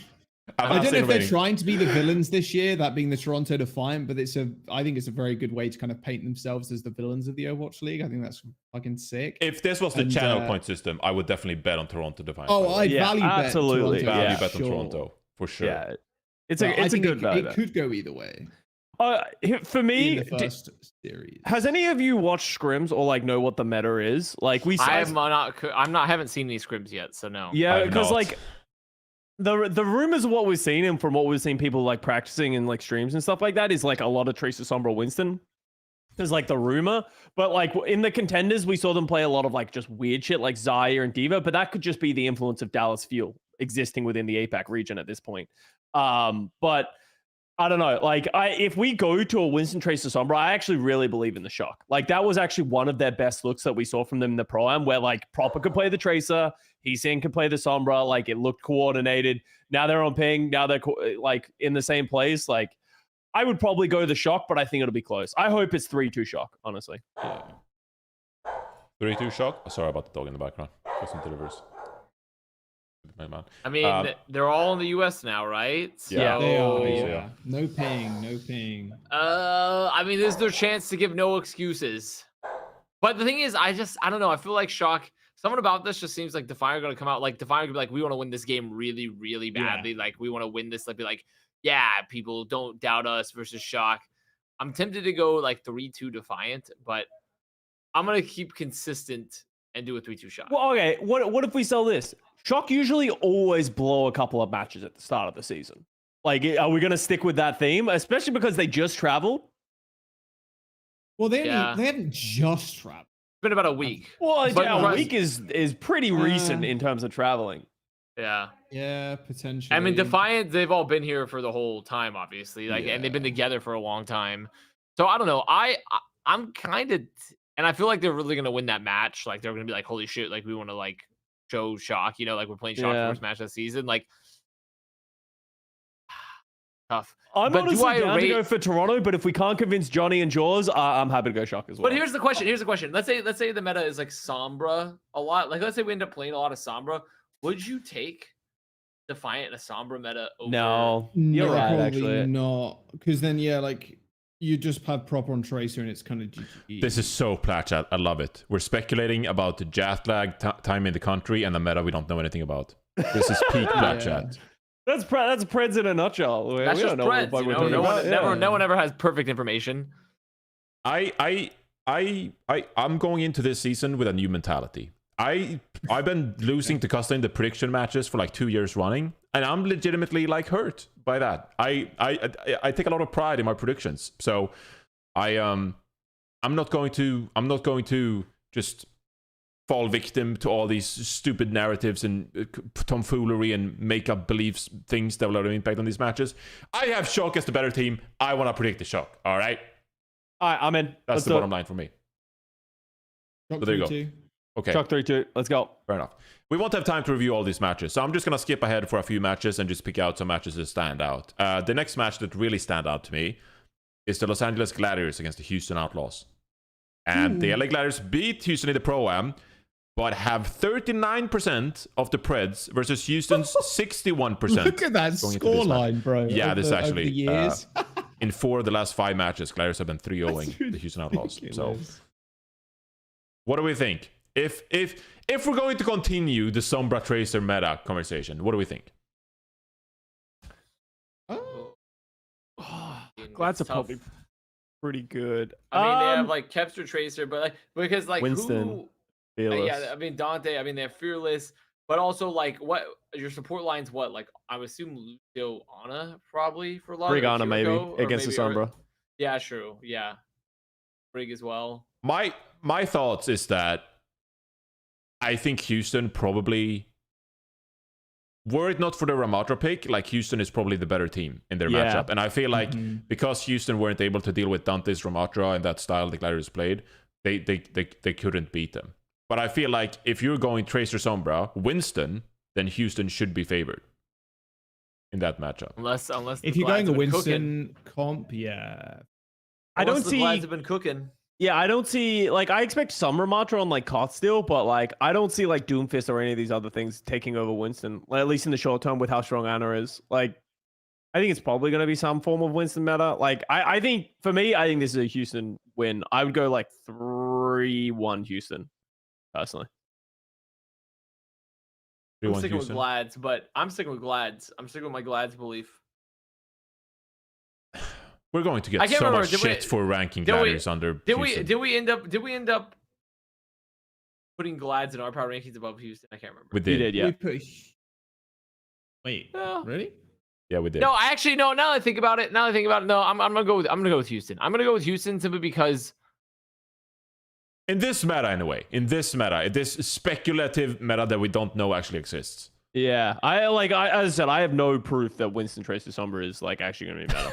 Yeah, but we're going with If it. it is Even though we have no Winston Tracer proof. Sombra- It would make sense. Like, with the cast nerf, Yeah. people were already starting to play Winston Tracer Sombra. Like, we saw Atlanta play a lot of it. Like, there's definitely upsides to it. Like, nah, I'm putting put me in for Glads. Put me in for Glads. You're just going back and forth. Put me in for Glads. Man's I like flip that, I like flopping. that a lot. All Put me right, in for I'm going Glass. Houston. No, no, Costa's going Houston. Jaws? Houston. You guys I'd can say outvote me. You guys can Winston outvote me. Sombra Tracer, That's Ana, fine. they have Shu, is Houston. All right. 3-1. 2. All right, 3-1. 3-1 it is. We see in Okay. agreement of 3-1 right there. Wow. I quickly just peeked at Valiant versus Titans, and like I was like, wow, this is gonna be an amazing matchup. But then I realized Vancouver's roster is actually pretty good, so it probably won't be Vancouver's close. really good. Please have a look at the Paris Washington Justice little chart thing. Jeez. 16% believers. Yeah, 84% Honestly, Washington. that's like way smaller than I thought. Yeah, like I I thought was way the gap larger. would Like be I thought it would be like little. 90-10, like 95-5 Yeah, or same. something. Okay. All right. A lot of Well, Paris believers. Washington I 3 mean, Vegas. Good. Fuck me. Good talk. Good talk. Yeah. We'll Atlanta predict shock. later. We'll predict later Atlanta which shock. of the Atlanta series shock. we think is the most lopsided in the Preds. Atlanta shock. Yeah, I mean Boston, New York were pretty interesting too, but Atlanta versus Shock. Oh, Match of the week, arguably Shock favored by the community, 51 to 49%. I would favor Shock simply because the reason I would favor Shock in this matchup is simply Crackhead because take. it's not great. They have Lip, yes, they do have Lip, but in return they're gonna have to somehow figure out their tank situation. Still, and Donghak, I don't know. I just don't think Donghak is gonna cut it in this like in the hard Sombra meta. Do you really want to be playing ball for the hard Sombra meta? They did. Wasn't that what it You screamed do on New want Queen Street? Winston. I think it could work still. No, actually, because we've seen ball work. We have seen some crazy crackhead shit coming out of APAC, actually. I don't know if anyone's seen the APAC stuff. There's some crazy shit coming out of there. There are, yeah. We could see didn't- tons of different stuff in week 1, to be fair. yeah. But I it's wouldn't be Lip on surprised if we Sombra, get too. fucking chaos. Lip Like, I wouldn't be Sombra is- surprised to see a lot of people just playing Ramatra just because they can. Like, Yeah. to go back to that. But like, I don't know. I feel like I don't know what the effect of the cast nerf is. Like, is cast just not going to be good, and is that going to hurt the consistent damage from the Ramatra comp? Like, I don't know. Like, for me, Atlanta was already playing Tracer Sombra in the prime, and I think that was like to their detriment. And now their composition is just better because Cassidy has been nerfed. Like, that's how they ended up losing in that match, because they just didn't want to play the cast. Like, I think Atlanta's going to be strong. I do have the same concerns about like, is Donghak Winston good enough to be able to like compete at this level, like against the Shock? I have my concerns. I think the Shock are going to be good. I would go, just because of my preseason power rankings and how much confidence I have in Atlanta, 3-2 to Atlanta. Okay. I'd have 3-2 Atlanta as well. 3-2 Atlanta. It's going to be close. It's going to be a banger. Yeah. Top two teams. I'd say 3-2 Atlanta, just on if this proposed meta is actually the thing.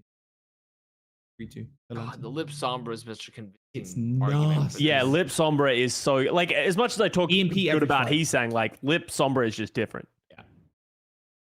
I think while Avast is deciding, I do think that the tank thing is like the major talking point going into this matchup. Yeah, And- because I didn't love their tank synergy as well for Atlanta. Like, yes, they looked good, but like I felt like some of their Sombra setups were disjointed in the Pro-Am. So I'm going to try my best to not overreact to the outcome of this match and the tank situation for Atlanta Reign. Like, I could totally see a world where Donghak, after this series, he's either crowned like better than Junbin and just like phenomenal and like, oh my god, what sleeper pick Donghak was. But I could also similarly see us just like, oh my god, is like Donghak going to be like playable for the rest of the season? And I'm going to do my best to not overreact to this match and the outcome of it and the performances in just like 2-3 maps or whatever. Because this I'll has the give potential it for that. to Lip. I'll give it to Atlanta for the Lip Sombra, just out of respect to the Lip Sombra. I don't know if I'm confident in it though. Yeah. Well, it's so early. Like, we Plus literally don't know what 3-2. to expect from either of these teams. Yeah. Like, I'm probably going Very good shock in game. this one. I probably am. Just like until proven Ooh. otherwise. I probably am going Okay. shock here. But the panel has voted for Atlanta Reign. So there you go.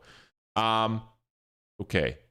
Boston London. Kind of interesting, I suppose. be interesting, Could be yeah. interesting. This is like, if you're Boston Uprising and the way we've been ranking Boston Uprising and the community perception, like Boston needs to win this match. Like, this is one of the matches that we expect them to beat Donald Spitfire. And if they don't, wow, are we off to a bad start? yeah, well, it really comes into how much you buy the Boston boomage, right? Of like, if, I'm if buying they- it all. Yeah, I'm if taking they genuinely everything are you that said. boomed, like, this would be a hard match for them. But because- also, Custa, No way. Don't believe it. it wouldn't be the first time that a team has been boomed while simultaneously being like really good, yeah, which you have first-hand experience of. Yeah, like, it's also like a boomage can happen in 1 week, right? Like, and then you can come out of that week, something clicks, the team starts playing well again. Like, they could come out and just like everything's working. I honestly, I err towards Boston. but I think it'll be a close match. 3-1 Boston. I Don't believe the fake news media. Yeah. Big media is out to get you. Boston Uprising have not boomed. Yeah, I mean, also have like not how boomed. would let's we don't know the meta, right? But like if we're leaning towards like a dive, like tracery type of meta, like what I mean, how does So good for the team. like how does London even compete in any Yes, capacity? that's Like good for Boston should be like a 3-1. They should probably crush. 3-0. If it is a Winston and a Trace of meta and fucking Boston lose, I'm buying all the stocks of like the Scrimbucks, because that would be like if they cannot win playing this meta against London Spitfire, they're in trouble. That's fair. That's very fair. Yeah, I'm buying like a Boston Uprising put option on the hoot.gg page and just like leaving the option open for like 6 months and while I walk away and just passive income every day. Yeah, Also, I mean, the only way I could maybe see it is like if Hadi comes out and play like a good ROM and like that's like a small adjustment London's made from Pro-Am, that like they play like some Ramatra composition and play well around that, but we also don't know how strong the Ramatra comps are anymore, so it's hard to say. Yeah. But yeah, Boston should win this one, so I think we all have Boston Uprising maybe like a 3-1 or something. Yeah, that's But, good. it's going to be interesting nonetheless.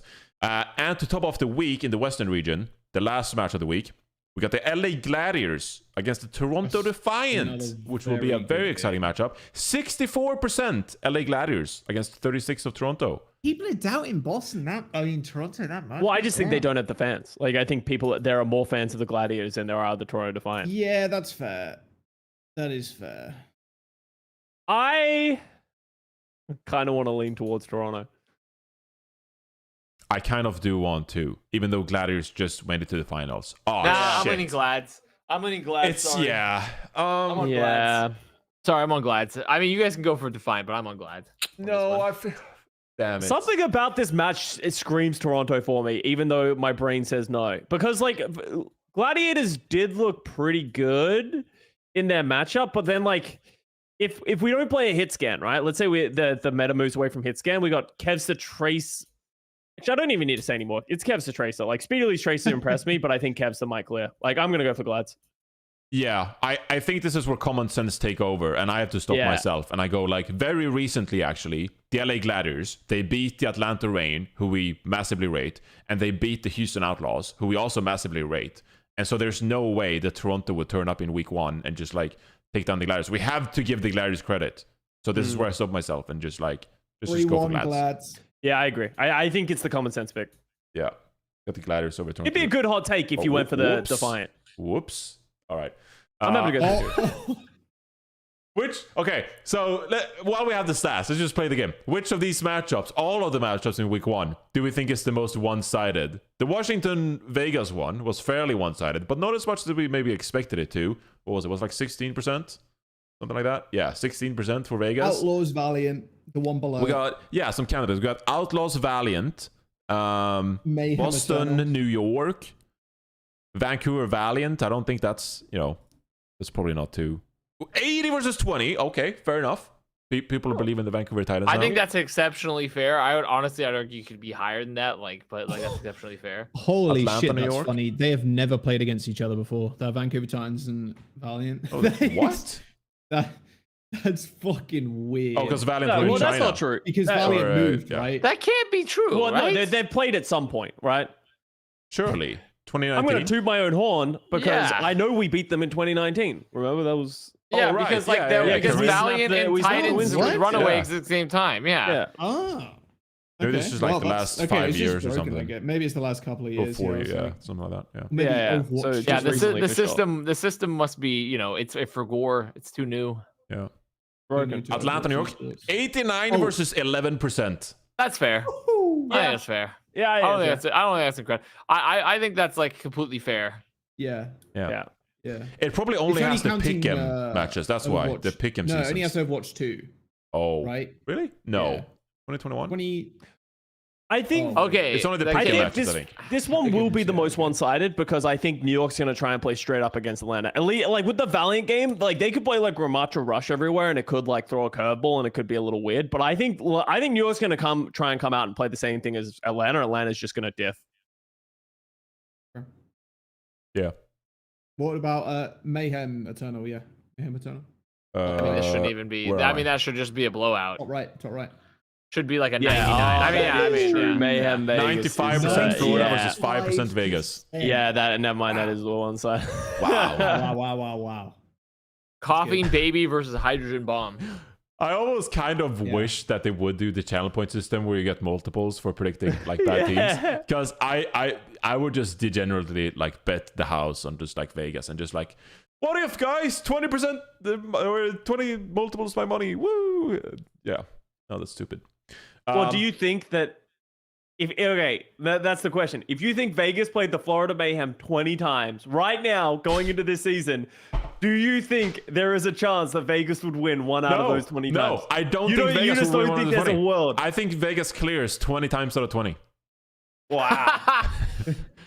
How could they possibly, like, are you talking about changing out the metas? Like 20 No, different... I'm just saying, like, right now, if they just had to play 20 matches back So to you back think for whatever reason. think even like late end of season 2018 Dragons? What?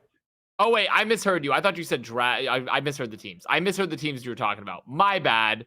I thought for some reason I thought you were opposing the 2018 Dragons versus. No. I'm just saying Florida versus Vegas. Do you think Florida would win 20 times in a row against Vegas? Right now. Yeah, probably. Yeah, Like, you don't see you don't see I don't like, see Vegas pulling out a sneaky win. I don't currently see a universe. Now, the more interesting ones, I think we start getting the more interesting territory when it's like, what happens if you were to run like Boston 20 times versus Vegas? Because I think there's like a small chance like where they could, just because they do a little bit of trolling, you know? Yeah. But like it would be like a one game versus 19. Yeah. Wow, I can't wait to watch Boston play some Overwatch. Boston's gonna be so entertaining. Regardless of where you sit on the Hell fence, Boston's yes. gonna be great to watch. We got some. I can't wait, Yeah, dude. we got some. That's great- actually gonna be fun as fuck. Like, not even joking. I'm gonna go full bias mode. Don't care. Yeah. I'm full Boston. I do want to mention the Eastern region, of course. We didn't talk about this yet, but the 4 teams that qualified for the Eastern region spring stage knockouts via the open system. 4 teams have qualified so far, and 2 teams can make it out of these groups. So it's not fully complete yet, but there are a couple of really respectable teams here. So the 4 teams that made it, we got Rhodes, O2 Blast, Pokerface, and Dreamers. Rhodes consists of, just for the audio listeners, Odium as their tank, Aprita, and Pineapple as a damage duo. Coldest and Kaneki as their support lineup. I mean, that's a terrific lineup. O2 Blast, of course, damage lineup, Probe, Knife, Top Dragon, tank lineup, Marvel, Attack, and supports Opener and Irony. Again, amazing. Pokerface, tanks, Muse and Peppy, damage, Arrow, Finale, and Valentine. And their support lineup, Aiden, Simple, and Aztac. And then Dreamers is the 4th team, who have Dreamer and Ligue as their tanks, Easyon and Spectre as their damage, and Donghun and Meeson as their support. So I have not heard the name Easy Han in years. Easy on. wait, wasn't it like Jesus. literally last year? He was on last year's team. Years. Years, he says. Years. Years. He says years. Rhodes has the spirit of Chengdu. Yeah, by the way. it does. Yeah. The does, spirit of yeah. Chengdu has flown from their corpse into the Rhodes roster. It is entered that spirit, that vessel, and it is in them. It is in them. They are him. So I didn't actually think about this when we made the power rankings last year. But a lot of these teams can just fuck up our entire APAC region ranking, because they'll actually be competing and beating some of these teams.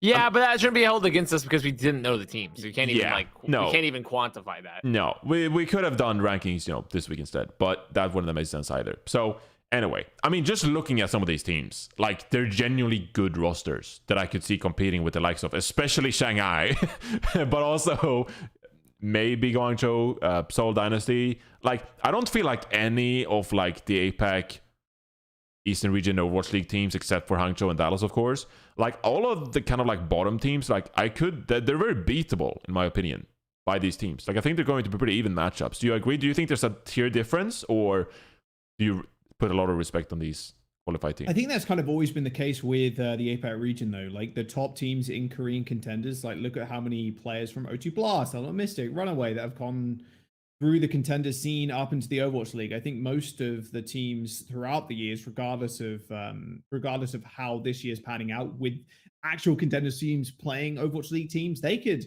stand up against them. Like contender teams been scrimming the Overwatch League teams for a long time, since the APAC and the split between the regions. I don't think that's a hot take at all. I think that's what's been happening, but behind closed doors, that we've just not seen it. Now we're seeing it live in the public and the open. So yeah, it's very possible that O2 Blast, PokerFace, like any of these teams could take some maps or even matches off of teams in APAC that we deem as weaker. I think the sad reality is that only 2 teams make it out of the knockout stage from the Eastern region. So realistically, they're not gonna like make it over Dallas or Hangzhou. So yeah, they won't, definitely. So but like I wouldn't say definitely, but like they unfortunately there's not enough spots that make it feel like any of these teams will realistically make it, unless they're like incredible and one of those 2 teams don't perform very well.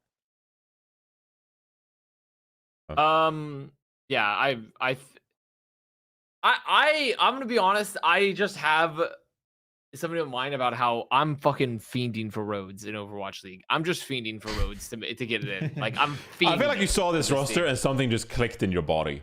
Well, I saw bits. I saw like probably half to 2/3 of the match, like in between stuff. While I was like at the gym, I just put it on and I was like, holy shit! Like this is fucking crazy. This team is going ape shit, like with how they take their fights. So I'm excited to see them compete. I hope they make it through. We'll see. There are a lot of names that we know in a lot of these teams. So yeah, you should select a date for your APAC co-stream when they play, and we can see a live. It's gonna be a bit for a couple. It's gonna be a bit for several reasons, but it will happen. Not for a bit. The Avast APAC co-stream. It is happening. Confirmed. Here you go. It's happening though. At some point at a later date. All right. So there you go. So with that in mind, just taking a look at 3 matches going down. None of those teams are competing, by the way. But we've got 3 matches in the Eastern region on Saturday to kick off their region here. We got Seoul Infernal versus Seoul Dynasty. The first Seoul rivalry. Yay! We got Guangzhou Charge taking on the Dallas Fuel and the Shanghai Dragons against the Hangzhou Spark. I honestly feel like you could look at all of these matches as potential, like, go either way. But kicking things up with Seoul Infernal versus Seoul Dynasty. The first Battle of Seoul. Who do we got winning it? Dynasty favored currently, 59% against Infernal's 41%, which I don't really think is the community perception. Custa, do you feel like they're overhyping Dynasty a bit here? Personally, yes, but like I genuinely don't know what to expect from this Seoul Dynasty squad. You know, like obviously I had them incredibly low, and I'm afraid that the meta's not in their favor. Of like they have Void, who is an off-tank player, and then they have double flex support, players. So if we do end up in like a Lucio meta or Winston meta or something like that, it's probably going to be hard for Seoul. And I also have like a lot of respect for like M3 Zest, and I think the Seoul Infernal team's going to be solid. So I would go for Seoul Infernal just off the bat. But honestly, as I said, I don't know what to expect from both of these teams. Avast, Jaws? I'm going. I feel like like I said, I think we mentioned this. I don't really rate in Dynasty that high still. Here. So personally, opening season, I think Wait, I do did think Seoul sign Bells Ria? I haven't seen that ever. They did, yeah. No, that rumor? happened. Wait, I've heard a rumor, but like I haven't seen that. Yeah, I haven't seen that posted on Twitter or anything, unless it got posted in like different channels or like any. I definitely read it used. somewhere, but I can't say if it was.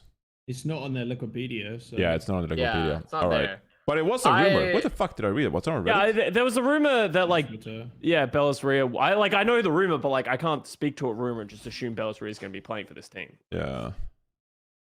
I think for the time being, myself personally, I would still take Infernal for this first match. I think it's pretty close. I'm taking Infernal myself. I'm locking it in. Yeah, I'd tend to go with Infernal here. I'll give Mag the 6th chance that he deserves. And I think with the Scud in the backline and their DPS is solid as fuck. Yeah. It does concern me what we were talking about earlier about Profit coming into the league and be like, yeah, I'm gonna do it. I'm gonna do this year. I've got another one in me. And it's just like, is that the whole Profit that we have known for this long? Maybe not. I don't know. He can still probably gig a pound, but Well, Got more trust in I think this is the differentiating factor that I have is like people acting like I'm like saying Prophet is going to be washed and he's going to be bad. It's like that's not really what I'm saying. I'm saying Prophet is going to not be the greatest player in the Overwatch League that he has been in the past, which will be hard because he doesn't have the roster around him to allow that to happen as well. So it's like I just think this Soul team, especially in this given meta, if they don't have a main tank player, they might have to play like unconventional, and maybe they'll be really good at like this Zaya style that we saw bits and pieces of, or like, you know, this off tank style, and they'll lean in and they'll catch Soul off guard, Soul Infernal off guard. Fuck me. But as I said, I have no idea what to expect from either of these teams at this point. But Soul Infernal has a more consistent roster. Like I feel like we have a better baseline understanding of what this team is going to be able to do. I don't care. I'm going with the Dynasty. Vibe check. I got way better vibes around Dynasty, and like as much as I respect them in 3 That's sets, just crazy. I just can't predict Mag. I'm sorry. I just can't predict with Mag and fix that. Like I just get bad vibes. I'm not gonna lie. I do. I feel you. Honestly. You asked me to instead predict Void and Prophet. I'm like, I'd much rather predict Void and Prophet than anyone on the Soul Infernal. It's just a vibe check. Yeah. No, Toby as my coach. Toby as my coach. I just feel proud saying that. Like, yeah, I will gladly just like. Okay, but they don't have Poco. They don't have Poco as a content creator. Yeah, so if you consider that, have you thought about that? I can't believe he's going to bridge the gap. Oh no, not another Plat Chat member hating the French. Yeah. No, fuck. You haven't considered that they're bridging the gap between the East and West region. What is Dynasty doing, huh? They only care about Korea, huh? I don't know. my last, my last interaction with Poco wasn't great, so I'm kind of sad. Damn. Kind of sad at that. Yeah. Oh shit. Crazy. We're at the playoffs, and we're walking back and forth from the desk in the green room, and it's still COVID is relevant last year at the playoffs, and so we're that's why playoffs sucked. We're obliged to wear masks, just like as a workplace safety precaution. We have to wear masks. But because we're wearing makeup on the broadcast, we can't wear the like cloth masks and like stuff over your actual mouth. So we had to wear like the plastic visors to not like interfere with the makeup on our face, because otherwise it gets smothered everywhere. And so we have these giant like fucking plastic masks like in front of us when we go back and forth between the gate. And I walked past it on a Spitfire, like on my way back from the desk to the green room. I walked past it on a Spitfire. They're about to go on stage. And I just walked past Poco, and he just goes like, "What the fuck are you wearing?" And then that's all. That was all. He just said like, "What the fuck are you wearing?" And then that was the entire interaction. And I just like, Johnny's been thinking about it every night. Yeah. Since. And I'm like, do I have to explain to you that I'm wearing a mask because of COVID, but I can't have like a cloth mask, and so I'm wearing this visor instead? My God. And he just treated me like I was a fucking alien that was wearing this fucking dumb piece of shit. Chief looking ass. Dude, there's so many reasons why I'm wearing this, but I didn't have time to like stop him as he's about to walk out on stage with his team or whatever. And I don't know. I just left me with a sour taste in my mouth, because I was like, it's actually very fucking reasonable why I'm wearing this in the first place, and I have all these reasons, but I can't give them to you, Poco, and now you just made me out like I'm some piece of shit for wearing this. I don't know. That upset me. So screw you, Poco, fucking content creator. Anyway, grind your chargers. No, let's do it.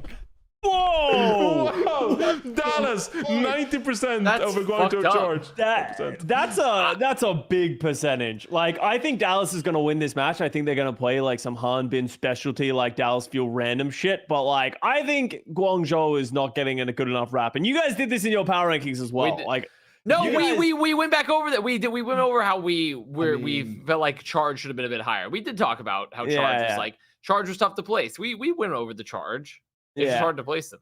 Yeah, it is hard to place them. I think Guangzhou will be pretty mid, like in the middle of the pack in the East, but I think you have to assume that Dallas is going to clear at the start. Yeah. So I would go like 3-1 Dallas for this matchup. Yeah, I think 3-1 is probably my fair pick. I'd go 3-0. I think the split here should be like max 80-20 for people. Yeah. But yeah, I think I would take value bet on Charge though. Yeah, absolute value bet option. I honestly rate Charge too, and I've been on the Choice of One train since day one. I put reputation on his name, but Charge fans are really annoying. I gotta say that. Just like as part of my villain arc. Like I really just gotta say though. That, Well, like, you know why they're annoying? Because they got weaponized by BP. BP activated them. He said the fucking phrase, and he's like, "Glory to the Guangzhou Economic Development Zone," and then like all this. True. He weaponized. BP is the cause of it. He weaponized the charge fans. And that when BP randomly decided one year he was a charge fan. Yeah. Like he just weaponized them all. And then now we have all the fucking charge fans on Twitter being like, "It's charge season!" Like fucking like it's so. BP is a fucking social media terrorist, as far as I'm concerned. That's true. Honestly, I feel like I would be very, just like fine with just like any other team. Like we put Guangzhou at like, something reasonable, like 15, 14, and the fans maybe go like, well, I think my team should be like 12th, 11th. That's a reasonable jump. You're a fan of your team. You expect a reasonable jump. You rate your team a little bit higher than everyone else.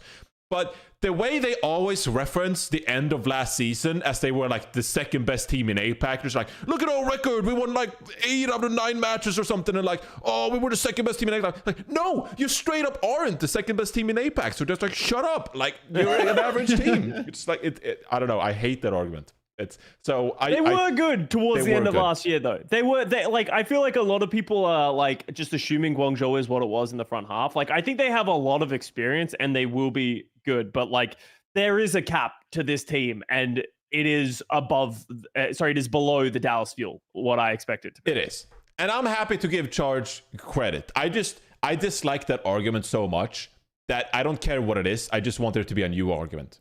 Like, if you are going to Charge, I just don't want to hear that opinion anymore. So give us a new opinion. Beat Dallas here and reference that instead. Then going back like, oh, the last 7 matches of the season last year, we were so good. Like, no, I hate that. Anyway, we got Dallas winning this one, I guess. 3-1, 3-2, maybe. Even.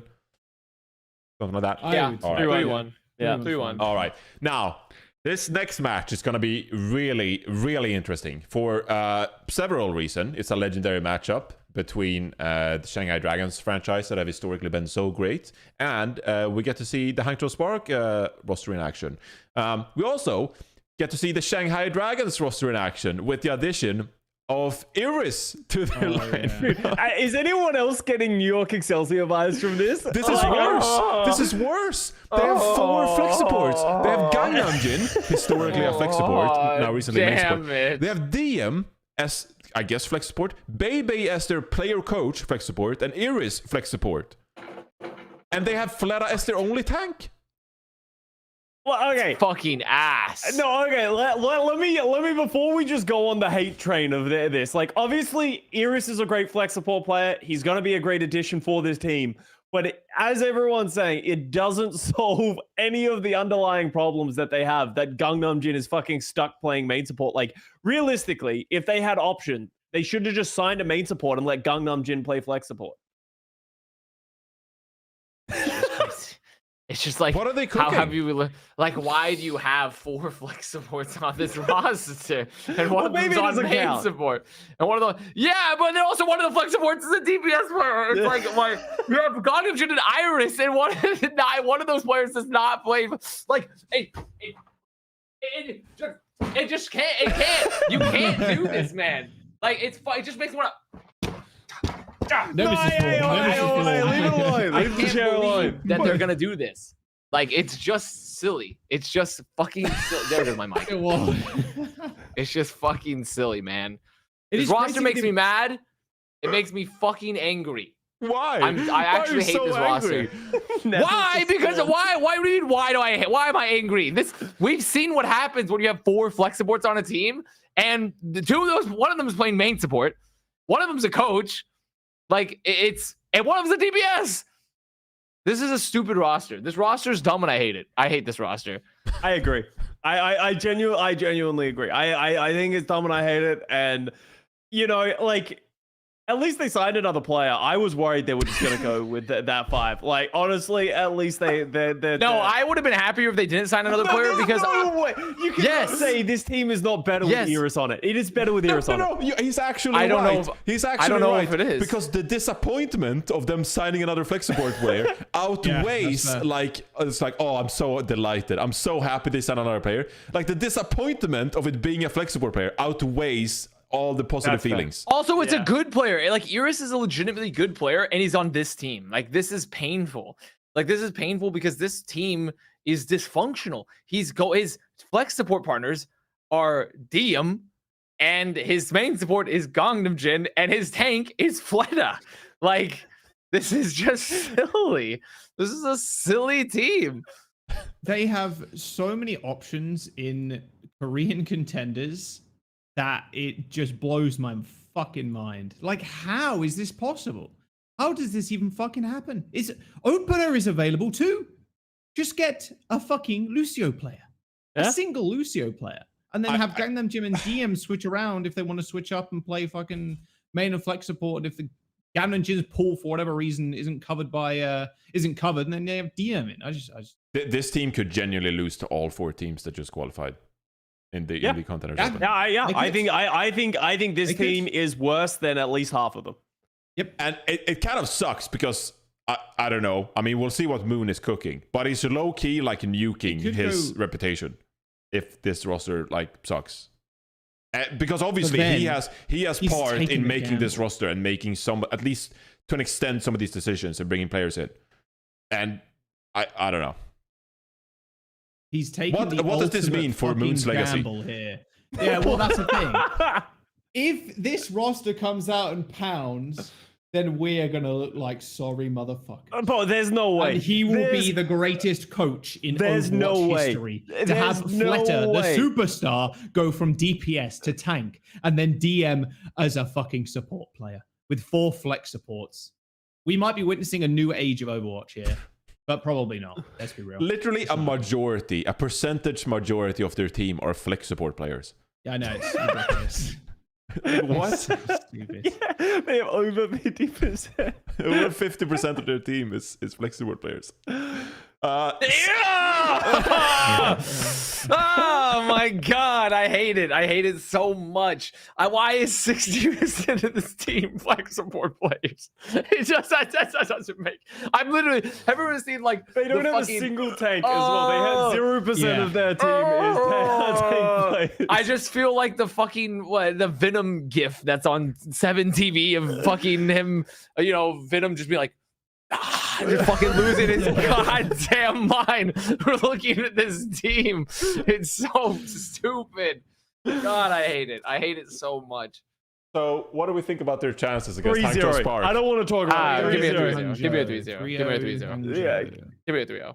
No, there is That's no insane. That's way. insane. Shanghai. That's insane. The fans- That's actually insane. The fans just lost That's all actually credibility. insane. Fans lost all credibility. No, maybe everyone that predicted that they had massive head trauma and just woke up. They were in the hospital for a while. They just woke up. They don't know. They simply don't know. Oh no. If I had channel points, I would bet so many of them on Hangzhou. Like, Yeah, not I even would bet funny. I would bet everything on Hangzhou. This would be a right now. once in a lifetime betting opportunity. Yeah, mortgage the house. Like This is the 10% gamblers who stay for the week 3, right there. yeah. Instead of me. Anyway, Hangzhou Spark. No, I don't give them a map. How they? True. I just like, sorry, force of habit. Just like every team can have a map. There's no 3-0s in the league. 3-0s don't exist. All right. Well, there you go. Previewing week 1 a little bit and some of the matches going down. So I'm really looking forward to it. 4 days of Overwatch League action. It's going to be a lot of fun. So that starts in a couple days, as said. All right. We got members Q&A to sort of end the week here, and then we'll say goodbye for these 2 hours of podcasting. All right. So I got 3 questions from the Plat Chat members, the angry Plat Chat member mob. Who hate watching us. Also, I also want to just before we get to this, I don't know what your opinion is, but they did release the patch notes for the April 25th patch. It's only Lifeweaver changes, but we can talk about that a little bit. Well, I don't know if you want to cover it now or just wait till next week. I mean, he's available in ranked now. Is so, it on? When we queue up later, we can play it. Did they release like the patch notes? Oh, they did. Yes. Yeah, they did. Okay. Why is it so far to the left? Okay, we can't read it. Yeah. So Lifeweaver changes. Developer comment, we received feedback that Lifeweaver control settings leave much to be desired, especially on controllers. We agree and have updated the default control scheme, along with adding a new hero option for those who prefer the previous layout. Additionally, we added the ability to cancel Petal Platform by pressing the button again, similar to how Tree of Life already works, in order to help simplify the controls and reduce the amount of ability buttons displayed. We hope these changes will make Lifeweaver approachable to more players. So these are the changes that the developers talked about, that they want to make it easier to work, and so they got a bunch of different control schemes here, and then some adjustments to the hero. Automatic reload time for the inactive weapon increased from 1.5 to 2.5 seconds. Healing Blossom ammo count increased from 20 to from 12, and slow from the Healing Blossom now steadily applies after 1 second of max charge being held. Thorn Volley projectile size reduced from 0.125 to 0.1. Spread pattern adjusted, which random spread reduced. 1 out of 2 projectiles per shot now fires closer to the crosshair. Tree of Life health increased, and healing pulse healing increased. And the parting gift passive has been removed. So I haven't played a single second of Lifeweaver because I don't play quick play. But Joss, Custa, have you had your hands on the new hero? You think it's reasonable? Yeah. Yes, but not. I haven't played this version of him. I think one of the biggest issues overall was like he just felt incredibly clunky to play. Yeah. Like it felt awful to just like move around him. I've heard that the key binding changes has made him feel a lot better. But as I said, I haven't tried it with myself because we haven't got the new patch. I don't think he's going to be meta. He is like, his numbers are not enough, as much as like they buffed him slightly, but not enough that's going to make him viable. Like his grip is good and his pedal is good, and the tree is better with the buff. But overall, you'd much rather just play a different character with more utility, or like more just like neutral value. Like the chances that you're just not going to get value from your grip for like 2 minutes is pretty high. Like you can get some really good moments, but like you don't get value out of it. You're just kind of like playing an inferior hero to some other characters. I wonder with that weapon swap thing. So when you click secondary fire now, it's going to automatically swap to the damaging ability, the thorns. I wonder how quick that actually is. And I wonder why there is a switch to begin with. Why not just remove the switch and have it like Moira, where you left and right click instead of like you are swapping between the two? I'll have to log in a second to see if it feels like Moira or it feels like there's going to be a delay, because there always is a delay when you fucking change weapon and then fire it instantly. Like it doesn't happen like right on the frame. So let me open it. I don't know, man. It's also pretty interesting because like with the increase to the inactive weapon reload time, it's almost just more efficient to reload your weapon in hand and then swap than it is to try to hot swap your reloads. Well, it auto reloads. No, that's what I'm saying. The auto reload delay, like there's an increase to the auto reload. The inactive. The inactive weapon, it went from 1.5 to 2.5 seconds for your inactive weapon reload. Because it's a whole second more. There was actually a really like good like setup that you could have done pre-patch, where it's like you literally just like spam your reload. As soon as you run out, you heal twice, and then you would switch back to your DPS, so there was like a constant cycle of doing damage. I think people are doing that. I think they made that change because they want it to feel like more informed your choices, but in my opinion it just made the hero clunkier, and like you're actually better off just like reloading manually now than trying to do swaps. Like so, and that goes into your Moira point, right? Like why not just have it like your M1 M2, you know, like there's a lot of different like facets. You are right, Jack. There's probably about a half a second delay before you start right clicking if you've been throwing a heal. That feels fucking weird. Like, I don't know. But remember, they also reduce his spread. Like, I think his damage might actually be really good now. So I think they're just stopping that from being like too instant, because I think it might be too good. But as I said, I haven't played around with it. Yeah, I'd like to know more of your thoughts on that concept, because as a Wrecking Ball player, I actually kind of like the idea of running out of ammo, going into ball form, roll around for a bit, and be like effective, and then being able to get back and like your weapons have been reloaded for you. I kind of like that idea, Custa. It's almost a bit World of Warcrafty, where you're waiting for something to like an ability to like come off cooldown or something, like in your rotation. I kind of like that playstyle of like, let me do damage, I do heal twice, and then I go back to doing damage. Did you like that function of the hero? Or are you a bit disappointed with this? No, I feel it's good, because as you said, like what it does is, especially with a character who's like, he only really has big cooldowns and like a healing, like sometimes you don't want to do healing. So it's about like finding the perfect time to weave in the damage, and then like how much you can get rid of your clip and then switch back to the heal. And it felt a little clunky when you had to weapon swap. I don't know what this is going to feel like right now until I really play around with it. But I think it does increase the skill ceiling of the character because it becomes that efficient min-maxing of like, how do I get the most damage out while also keeping everybody alive, right? And as soon as you take reloading out of that animation, it's like, it's one of my big complaints with Kiriko is that you have to reload kunais after healing for a long period of time.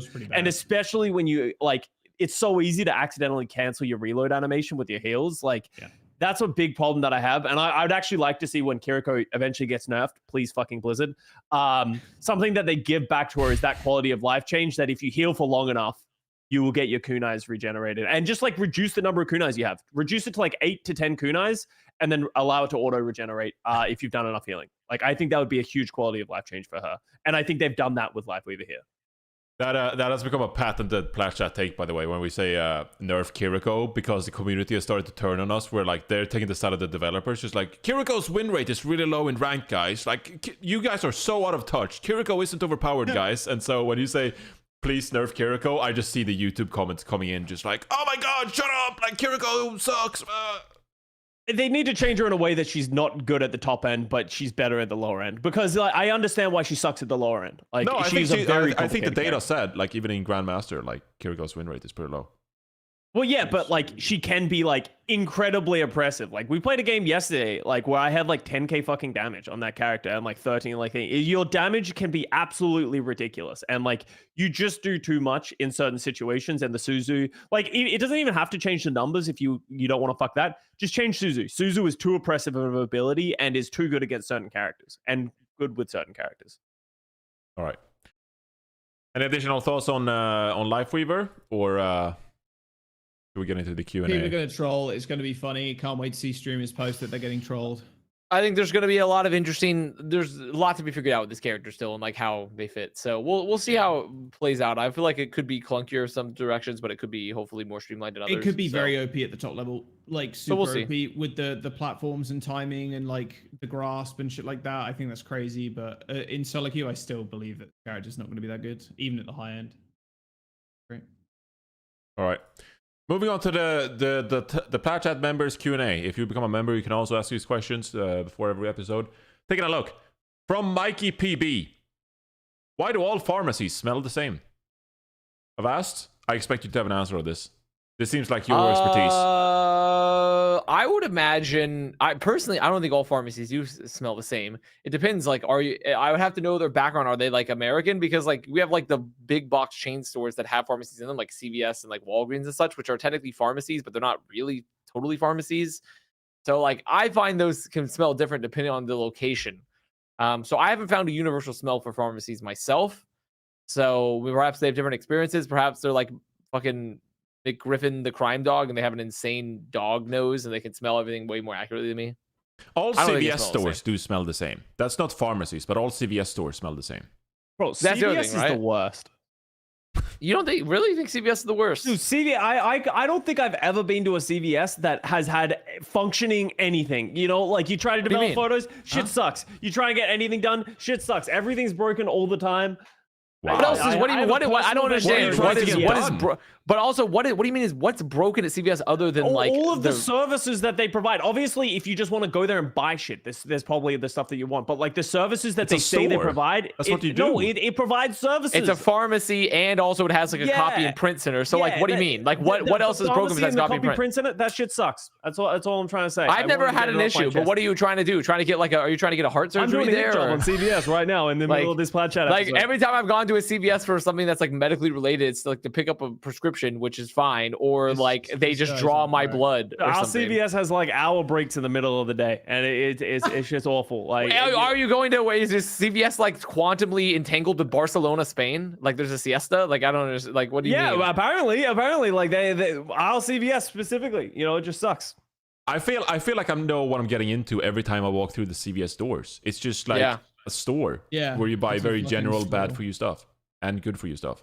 Well, I mean, I wouldn't go to a CVS to do that. I would, the only reason I enter a CVS or a Walgreens is to buy medicine or to pick up a prescription. If I want like a toothbrush, like I feel I need a toothbrush, and like, all right. I Yeah, get no, one at but I'm not CVS. talking about. I'm talking about the services that they provide. They claim they provide. What is? You have to give an example. You have to give an example. Like, what is something? so is this like I needed COVID to get a vaccine, and passport that's it? photo, right? I needed to get a passport photo. Okay, all and there right. was a CVS near me, and I was like, oh, my partner was like, oh yeah, CVS, they do that kind of stuff. We went there. The first time we went there, they fucked it up. And it wasn't available to be done. That happened to me. And then the second time we went, they charged us $90, and we're like, this is not how this is like how much this is. We bought this like a week ago before it fucked up, and it was $20. And they're like, oh no, because of this and this and this, and we're like, but we know it. And they're like, oh sorry, this is what it is, and we just had to pay $90 for passport photos.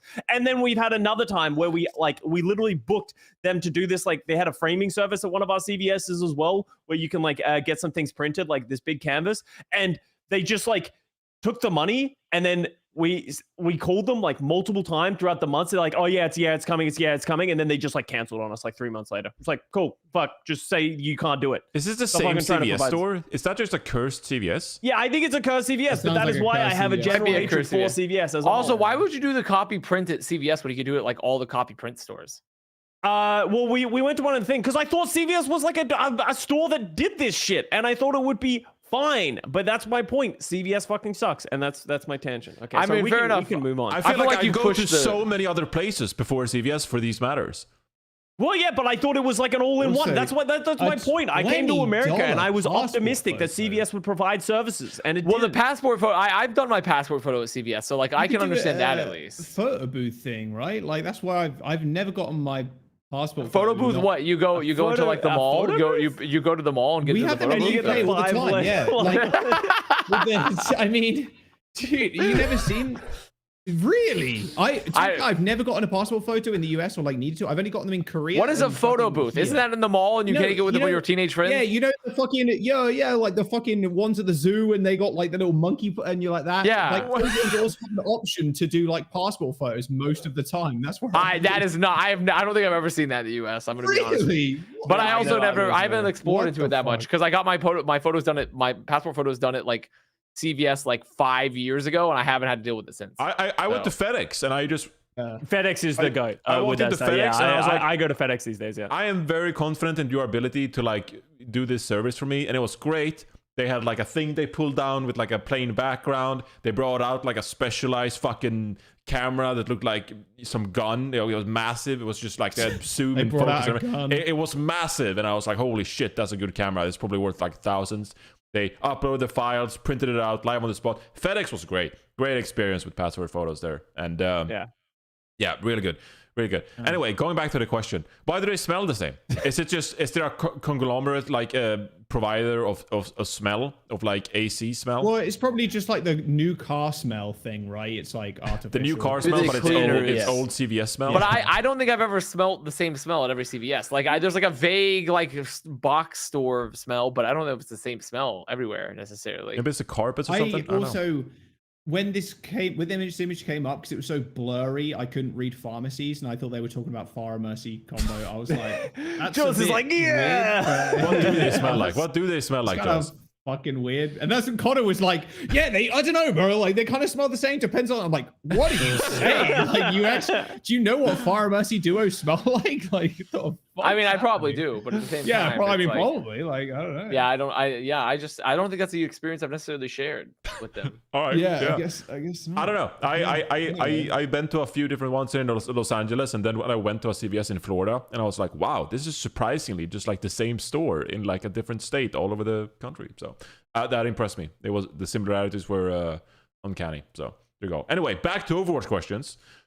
Which team do you see placing the furthest from where you rank them in your power rankings? So either a bad team you could see doing really great, or a great team that you could see just completely like fucking fall on their face and just be clowning all season long. So Boston Uprising, I feel like this is a pretty good example, but at the same time, we kind of like rank them middle of the pack with that in mind. So Boston can only drop so much. I feel like the more likely is you take a bad team that will do like really great. I think my two would be Washington and Seoul. I put them both quite low, but I could absolutely see both of those teams having like some pretty significant upsides and like actually performing well in the season. I'd say Vancouver Titans maybe punching above their weight a little bit. They could move up the rankings. They could maybe bridge the tier gap, even, or the tier break or whatever. Did you mean Dynasty, Custa? Yeah, I meant Dynasty. Yeah. All right. Yeah, I'd agree with that. I kind of could see Washington, but I feel if you're just talking like straight up upset potential, I feel like Dynasty probably is the best pick because I think it's warranted to not respect their roster too much. But if in like 4 or 5 months we were just like, oh, Lil P and Big P are just like dominating, Void is playing like he's always been for the last couple of years on Shanghai, and the backline is like at least like good, then you got a scary team on your hands. So Dynasty could be the team then, I think. Avast, quick input. Probably Houston, just because I feel like they were a little low. Like realistically, they could just live up to expectations and be like a top, 2-3 team really easily. Yeah. Which is like not a huge amount in terms of pure numbers for where we had them, but in terms of like the amount of like, I don't know, the impact of each of those levels they go up within that ranking they're at, because they're already pretty high. Like that's a pretty huge gap. Sure, you're saying like undisputed top 2, top 3 kind of. Yeah. There's a level of respect there that they've garnered, because right now the tier is open, but if in 3-4 months we look at that top 9 and like a couple teams have established themselves, differentiate from the pack, that's a different level of respect. We got one more question. This one's a bit tricky. I don't have any answers on the spot, and I don't expect you guys to do either. But Shanks is asking, what are your favorite players of all time that were franchise players, played on one team most or all of their career? Because now there's no one left from season 1 still on their first team. So Carpe, for example, would be an option because he spent most of his time on Philadelphia Fusion. And honestly, I'm relying on chat here. I need chat to step up to the plate and just like rattle off some names that stuck to their one team for most of the career. Profit, I guess. Yeah, Profit, probably. Profit is actually the one who's still on the original team. No, London Spitfire. No, London Spitfire. I'd probably say Lip from Shanghai Dragons, on like his era on Shanghai Dragons, was fucking awesome to watch. I find it interesting though, because if you just remove season 1 and have the rest of the seasons, Gushue is a franchise player. Yeah. Gushue is literally a franchise player for the Spark. He just didn't play season 1 because they weren't in the league. He still qualifies though. He qualifies. But the thing is, like, that's what I'm saying is like, but they said because now there's no one left from season 1, but I think they just forgot that, like, if you're on a team for 4 years after that, you're still a franchise player for a team, even if you've been on a team for 4 years after that. Yeah. So, but Gushue would not be my favorite. I don't know. It'd probably be like, I think like, I mean, an obvious like bias answer would be like Super potentially for Shock, but do I have like a more like, do I have one that's like more esoteric or like more? Liz asks like, how many seasons you need. I think 3 years. If you spend 3 years in the league on the same team, you qualify as like a franchise player because you've been part of like a chapter in that franchise's book. All right, I actually have one that like I'm 100% certain on it, and this might be cheating because this is also predating out, but it's going to be Jae-Hung for Lunatic High going into Seoul Dynasty. Like, I think he was my favorite player. He sort of stayed on the same team throughout his entirety of career, and he was their franchise player. And like, he was just the GOAT of his time. I really like Hoxall. Hoxall for Titans. Yeah, a runaway into Titans. Yeah, obviously he didn't have the biggest stint in the Overwatch League, but he was one of my favorite players of all time. I think someone that's coming up there, if they last through this year and like maybe they make it, I think Decay on whatever team pre-builds will be a franchise player. Franchise to I think whatever team pre-builds next, if it has pre on it, if it has Decay on it, Decay will be a franchise player for any team pre-makes. Yeah. I guess you could also say Hawk. Hawk for Atlanta Reign. He stayed with that team for the longest time. The whole inception, Hawk's been there the whole time. Yeah. Like when I think of Atlanta, I always think of Hawk because like. Yeah, I mean, ever since they brought up Atlanta Academy, right? So Hawk's a good shout for sure. I would say it probably would be Super though, still, because I think he defined like how Shock as a franchise like literally occurred. Like that team is so different without him, like immensely different without him. So it probably would be Super. I think Hawk's a good shout though.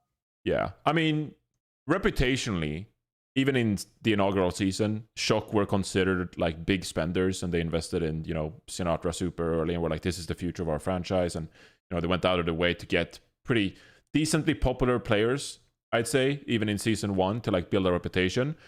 But the Shock brand in like season 2 and onwards is like what made their legacy, like what made their, you know, how we perceive that brand, and Super was instrumental in that. So, you know, he was instrumental, you know, such a big impact on that team and how we view the Shock from now. So when did Kevster join Gladiators actually?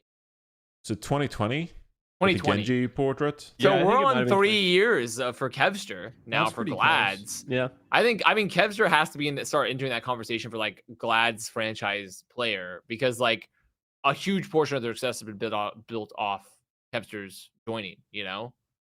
And Kevster was kind of like, I remember 2020 was like crazy. Like everyone's like, whoa, fucking Kevster's finally there, because he was just like he was like a demon, just an absolute demon in EU play. So not a ranked demon, but like, you know, he was just an overall demon. So like, I think that was like a big get for Glads overall to secure him, and they've kept him this whole time as well. Yeah. Jake, Houston Outlaws is another, you know, face of the franchise. Didn't play for a different team. I think Jake is a good franchise player argument, but I did not enjoy all my times with Jake as the franchise player as he's now was, considering that there was the Jake Mercy, there was the you know, there was a lot of moments where I think the Jake franchise player arc did not go well, and I think Jake himself would potentially argue the same for that. He does qualify. He qualifies for the exercise. He does qualify. He does qualify. Technically, I guess, Yeah. Toby for Soul. Yeah. If Regio Hong qualifies because of his lunatic high days, then Toby did play for Philly Fusion though. That one season. People forget about that. Season, yeah. I just forgot about it. But yeah, Toby's a great shout. Toby's actually a really good shout. Yeah, I think Toby's actually, because also he had the legacy pre that with you know, with yeah, like you said, pre Overwatch League. Like Toby, I think is a very interesting, like he's shaped Dynasty so much. Like legitimately has shaped Dynasty so much as a player, and then now as a coach. So I do think Toby's a big pick, because also I would be Toby simp, so I would love to get Toby shout out. Yeah. Toby's a legend. Big Toby Sums here. All right, that does it for the Plat Chat members Q&A. Thank you to all the members supporting the channel. We got a few in chat right now. Little Wolf Adrian, UI. I just took a shot at that pronunciation. Anyway, thank you so much. You guys support the podcast and help us keep the show running, keep the lights on. So thank you to all the members. We appreciate you. And I'll be posting a new post on the YouTube channel next week, and you can ask your own questions if you're intrigued. But that does it for the podcast. We only have one topic remaining. As always, it's Brent's Player of the Week. Where we going? I do not have a candidate this week. Oh, I have a candidate. Oh, yeah. Go ahead. My boys ZP and Hex returning to the mic after a long period of time. I'm trying to pull up. I'll forward it. I'll agree with it. Forward it. I'll forward it. I'll share this with all my Facebook friends. I was asleep, but apparently they tried to cast and CP's mic wasn't working. Classic. It was classic Hey, CP. Yeah, Next match, classic. yeah. But yeah. Yeah, I'm down for that. ZP and Hex, they reunited. Yeah, that's you say that. They reunited. Hog. Yeah. Back. Yeah, I mean that goes back to what, 2015 Ghost of Gamers Cups, and they're back. Yeah, they they went for the monthly They were majors, around so for a long time. It might be the longest running caster duo in the entire league. Just like they haven't done it the entire way because, of course, you know, there were some hiccups in between. But you know, Uber used to cast with Jason Kaplan back in the day before Matt got involved. Yeah, but technically, like Uber X started what? Like they started pre-Overwatch League, right? They started. No, I think it was they or was it 2017. started 2017 Overwatch? World together. Cup. 2018. Or Oh, World Cup? 2016 Yeah, World Cup, maybe, that's pre-Overwatch League then. Sure. Yeah, okay. Yeah. That's fair. So like it would be ZP Hex and then them. Yeah. In terms of like longest standing, like continuing to work in Overwatch type of thing. Sure. Yeah. Makes sense. Yeah, longest standing if you're talking about continually, but I was merely pointing out that CP and Hex, they are the quote unquote the OGs. I mean, If you ZP will. literally was. I mean, ZP was literally the guy that essentially like, you know, like when you think about OGs, like ZP and Hex were the two that literally did like the first tournaments in North America. Yeah. They did the literal first tournament. ZP was observing the game in his fucking mom's basement, like doing this shit. Like it was. So this is super OG. So I'll agree with it. Yeah. It's also fun to see Hex get off the, he was a producer for Desk, right? And now he's back on the mic, which is cool. Mm-hmm. Yeah. So welcome back, CPNX. Glad to see you back. Big dub for the talent team going into this year. So there you go. Brent's Player of the Week. CPNX. They're back. Yay! Yeah. All right. I don't want to make any promises, but I'll try to figure out a better way to do predictions for next week's episode. But that makes it for this week. Next week, we're going to recap. We're going to preview. And we also have a bit of a ranked discussion for Jaws. We got some good Overwatch gameplay topics. For me. I want people's input. No, I like this. I've been trying to just... I feel like I'm trying to keep an old car running with this podcast. And so Jaws comes in. It's just like, yo, I got some ways to refurbish the car. We'll get rid of that old car smell. Like, I got some ideas. I got some improvements to be made. And I just appreciate it. I appreciate you, Jaws. That's all I'm trying to say. I can bring the topic every week if you want. It will be more, a little fucking complaining, a little bit of molding here and there. Jack says he'll change the topic each week as he just has a fucking Mercy hit take every single week. I will not be stopped. Top 5 Mercy things I'd like to see adjusted next week on Plat Chat. It's going to be a good one. Take care, everybody. We'll see you next week. Signing off. Bye.